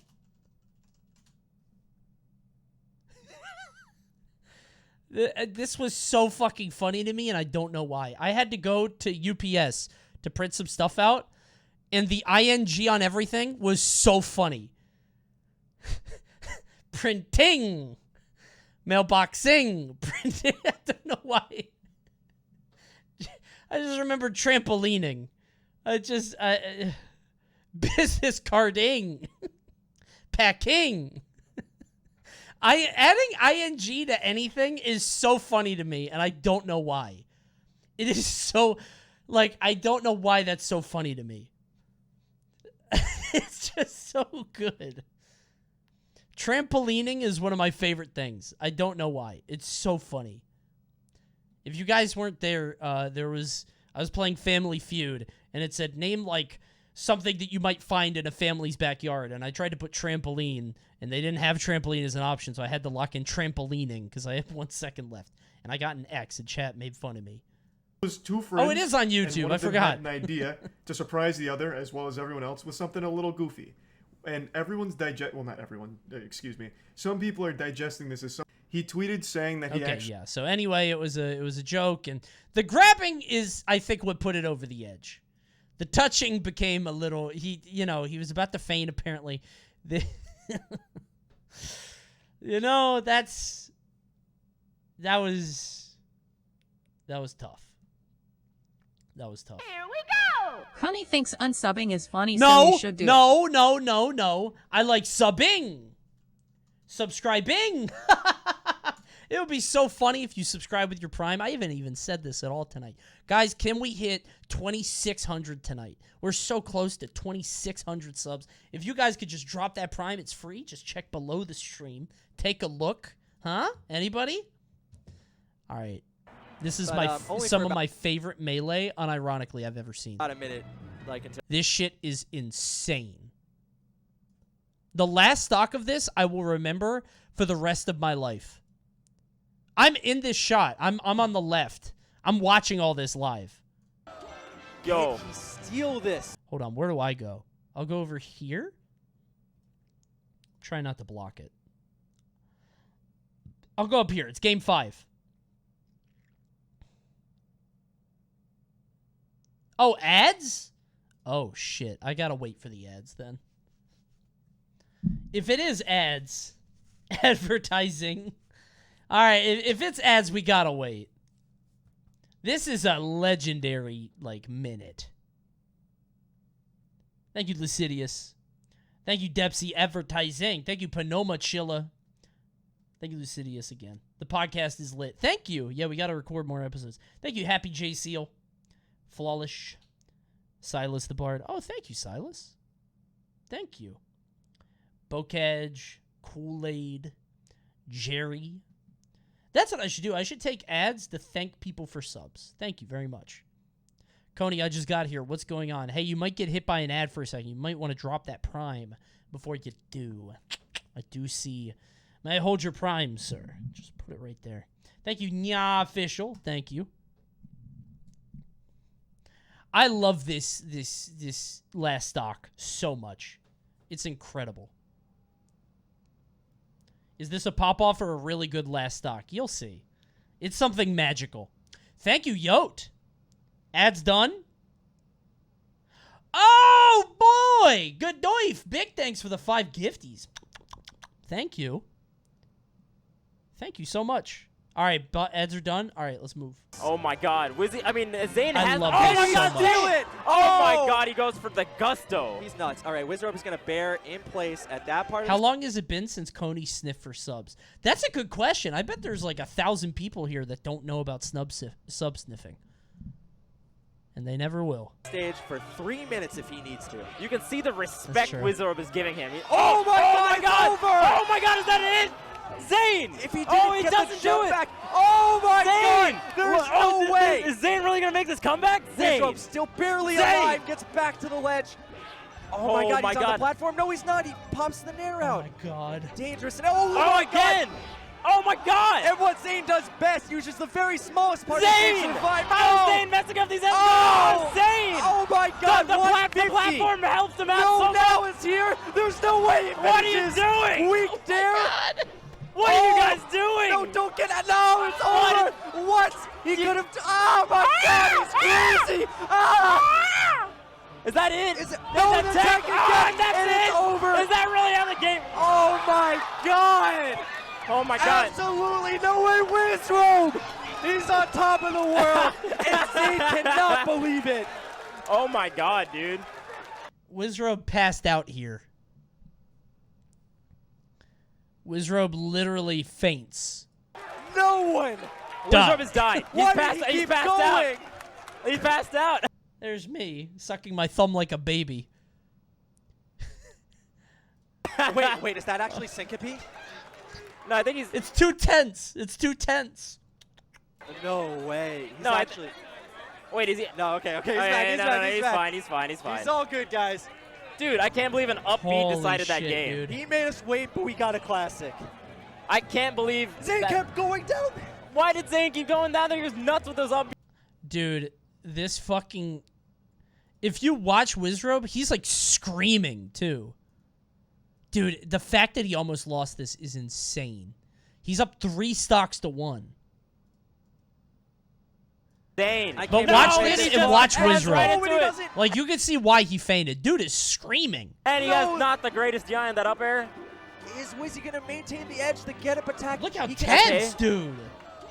Yo. He's gaming. this. Oh my god. Wizzy, I mean, Zane has... Oh Can my he god, steal Zane! it? Oh my Oh! god, he goes for the gusto. He's nuts. All right, Wizrobe is going to bear Dude. in place at that part of the stage for 3 minutes if he needs to. You can see the respect Wizrobe is The ending of this would not have been as hype if Stadium was frozen. So true. giving It's him. a very good point. Oh my god! I love is that Unfrozen it? Stadium. I don't Zane, give a if shit. he didn't get the Thaw shot- that shit out. Oh my Zane! god! There's Oh, no way! Is Zane really gonna make this comeback? Zane! Wizrobe still barely Zane! alive, gets back to the ledge. At one point, Oh Wizrobe my actually God. yells, Platform? "What No, the he's not. He fuck?" pumps the Like he nair can't out. believe he survived. Dangerous. And oh, Oh, my god! again! Oh my god! And what Zane does best, uses the very smallest part Zane! of survive. How is Oh! Zane messing up these enemies? Oh! Zane! Oh my god, The 150. platform helped him out No, so now much. it's here. There's no way it What are you finishes. doing? I just noticed Gimmer in the back. I've never What noticed happened? Gimmer Platform jumping up helped and him down. Now it's here. There's no way it What are you finishes. doing? Weak dare. What are you guys doing? No, don't get it. No, it's over. What? He could have. Oh my god, he's crazy. Ah! Is that it? Is it? Is No, that the tech? attack Ah, again, that's and it. it's over. Is that really how the game? Oh my god. Oh my god. Absolutely no. Dude. Actually, one of the most insane moments of Melee I've ever fucking seen. Could not believe that. Like, everybody's just fucking up over... Well, no, I guess only Zane. Zane is fucking this up over and over. Just can't land this kill, making these faces. But then he did win Genesis, what, 7? 8? I don't know. He won one of them recently. 7, right? Both? Damn! Thanks, Chris. So it's fine. He had his breakout. I always feel bad for players that choke this hard and then drop off the face of the earth. You know what I mean? I just feel so bad. Like you had your one opportunity and you made it super far and then you just disappear, you know? What other pop-offs are there where someone fainted? I don't think there's any more. These are the only 2 I know. It's like it's Wizrobe falling and H-Box falling. That's it. That's all I know. Didn't you pop off that one time? I've popped off. I've had really cringe pop-offs, but I've never fainted. I've almost fainted on commentary before, but that's it. Yeah. Show us cringe? I popped off when I killed somebody with a get-up attack. I feel like a lot of you already know this story, but in case you don't, hold on. I think a lot of you know this, but in case you haven't seen it, hold on. Here it is. Surely it's the most replayed moment. So, this is me against Logic. I have some gunners that I stole from a League of Legends event that was in DC. Because they were giving them out to, like... They were giving them out, but they were these two guys from Gunners. This was you? Literally, it has my name. They were giving them out at some League of Legends event, but it was these two frat boy douchebags, and, like, they were only giving them to pretty girls. And, like, they had a bunch, and they just kept... And I was like, all right, fuck you. I'm taking one. And I took one. Hold on. So, anyway, I have to fight... Here we go. I have to fight Logic. You look like fucking Mandark. I do not. I just have glasses. Oh, yeah, this was Gimmer's birthday. That's why I had the 4 Gimmer tag. Happy birthday, Gimmer. I had to fight Logic. Fucking Olimar DDD is a cringe matchup, but I'm pretty good at it. It's one of my favorite matchups, even though it's shitty. Is that the edgywish.com jacket? Oh my god, I think it is! Yeah! I think you're right! Dude! I forgot about that! There was one of those edgy jackets. It wasn't Wish. Wish didn't exist then. But there was a Facebook jacket that I was like, oh shit, that looks cool. And I bought it, and it was like 2 sizes too small. But I think I wore it anyway. I think you're right. Anyway, I had to play this matchup. This shit sucked. There's one. I thought you might try down. Oh yeah, it is. Cause look at the buttons. It is that. It does look a little small. Yeah, I think I was fatter then too. I think I was pretty fat during Brawl. I didn't notice, but gets the barrier on Whistle, 153, and he's in a position where I was depressed. I think that's it. During this era of my life, all I did was go to Brawl tournaments, play League of Legends, work a really shitty job that I was paid like, I don't know, I think $500 a week. I didn't do anything. Yeah, this was my depression era. I ate a lot. I had Domino's. I ordered a lot of Domino's deep dishes because they were cheap. I didn't have a lot of money. I played League of Legends and boosted people. That was where my money came in. And I was just really sad. I was in a really shitty house, too. Because I graduated college and I wasn't... What year was this? Yeah, 2013. Yeah, so I graduated college and I was just depressed. How did you get out? I got a job at a company in 2014. I got a corpo job as a web dev, and then I moved in with Mal, and then I started streaming. And streaming, I had like 100 viewers. It started at like 50, then it got to 100 regularly. And then I did the Smash 4 stuff and commentated, and then I got picked up by Panda, and then I started doing more content. And that's where I'm doing now. What was your major? Communications. Media and communications. Thanks, Madison. Bring back grab bag? Ugh, I can't. I love grab bag, but it's not like... I can't have a stream where I don't know if it's going to be good or not, or fun. You know what I mean? I don't like the volatility of grab bag. Grab bag, we used to have like 3 hours, and like sometimes it was just shitty. And sometimes it would bang. But, you know. You can grab bag Balam Wonderworld. That's true. I could do that. Speaking of which, speaking of grab bag, dude, I was looking at this. Hypercharge is apparently a game that's like you're a toy. I love this shit. And I saw people like talking about it. I might actually check it out. I love this kind of bullshit. What's grab bag? I can't believe there are people that don't know. That's insane to me. So, grab bag is an era of the stream. Do you see how I have 288 grab bag games? Stream would just gift me $1 Polish Steam games, and I would just pick random ones and play them. Like New York Rat Simulator, Not Without My Poop, Nuclear Dawn, Memory Eater. Do you see 613 junk games? These are all games that we've tried. There are hundreds. Do you remember Toy Commander for the Sega Dreamcast? Yes. I loved that game. What's the best one we've ever done on Grab Bag? Probably Gangsta Sniper, maybe? Was it Gangsta Sniper? How much to sponsor Grab games? You want to do sponsor bits on Grab Bag?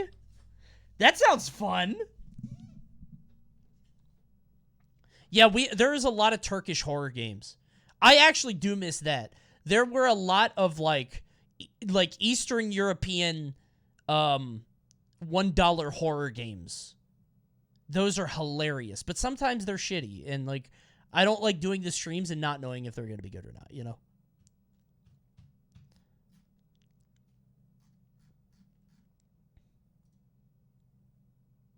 If I can find horror games here, maybe we have a horror game night. Oh, this game, which is just this is just Dark Souls. Yeah, Freddy Fish we played. Anyway, yeah, this is Grab Bag. It was a fun time. This game. Every once in a while, my car. Every once in a while, you would hit something amazing. Like, every once in a while, one of the games would just be incredible. But usually, we would just spend 3 hours playing a game for a minute at a time. And usually, it wasn't very fun. But that was part of the fun. Is shit could pop off. But usually, it did not. And it got less and less so over time. Yeah. Street Hero? Was that the superhero game? Yeah.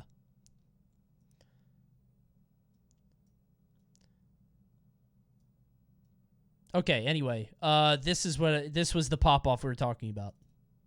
Or Grab might be able to kill him based off a GIMP. Anyway, this matchup is cringe, and I think I was way ahead. Yeah, this is a big lead.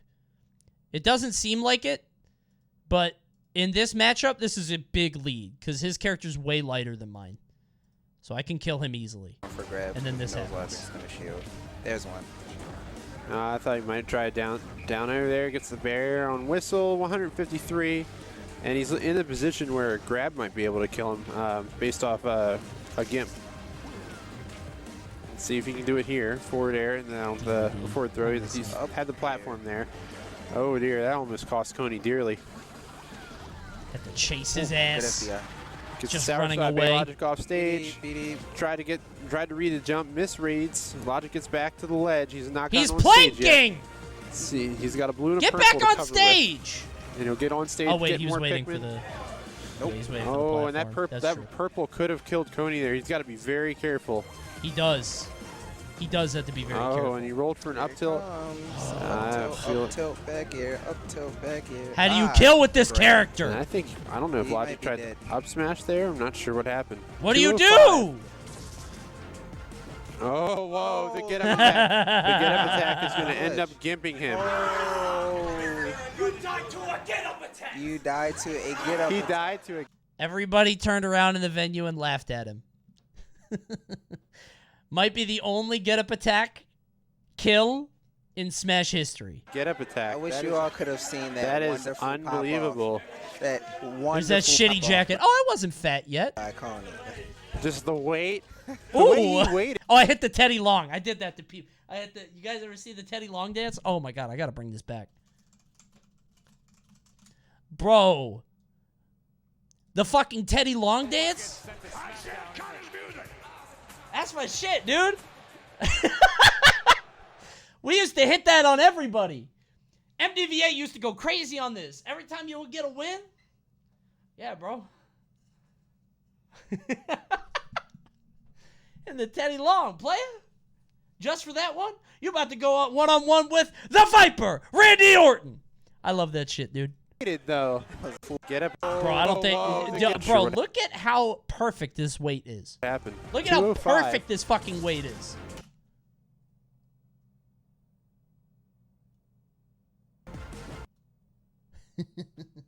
Oh, Gotcha! The get up attack.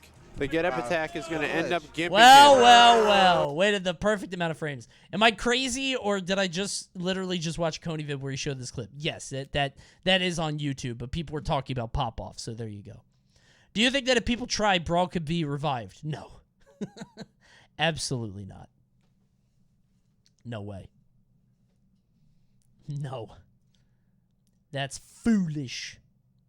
Was it cold there, or are you a hood up indoors guy? Did you win the set, though? Shut up. It was close. It's a hard matchup.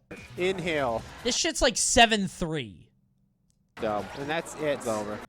Died at 134. My character's supposed to be the hardest to kill off the top in the game. Died at 134. Fuck. Stupid. Stupid character. Bad DI. It literally wasn't.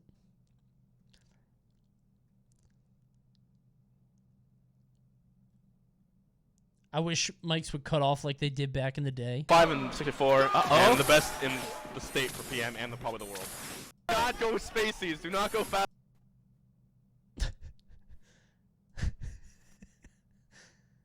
What? Oh! I was like, where the fuck is the audio?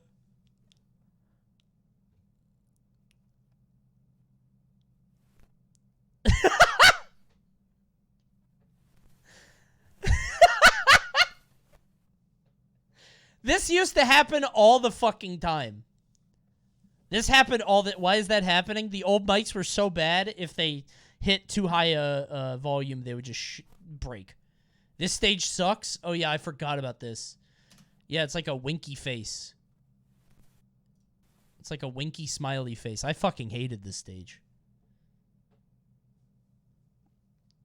Don't like that one.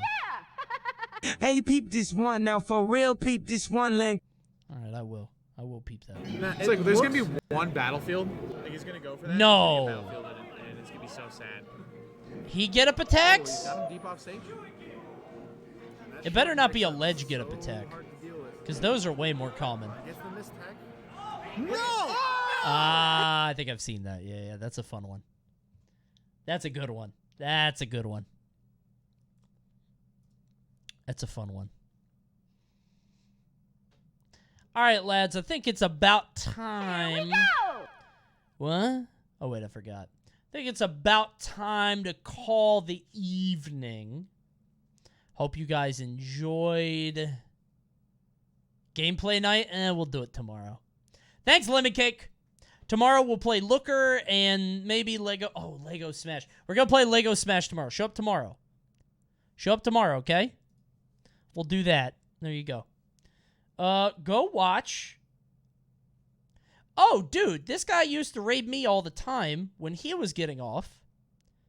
And I would never do the thing for him. So now I'm going to do him. Hold on. When he was stopping streaming, he used to raid me, and now I'm going to raid him. It's Scott Falco. What? Okay, there we go. It wasn't working. Go raid Scott Falco. I will see you guys tomorrow night. We'll play some Lego Smash and do some other stuff. Is Coney going to double down? No. I'm going to enjoy the weekend off. Goodbye. Goodbye, everyone. See you tomorrow. I'll rest my weary head. Good night. I'll see you soon. If you drop a prime right now, I'll say your name in front of everybody. If you do it right now, I'll do it. You gotta do it right now. Right now. In front of everybody here. I just did. I know, but if somebody else does it. Right now. It's free. Guys, the raid's about to run out. Thanks, Injo! Woo! Thanks, Slashy Incorporated! Woo! Thank you!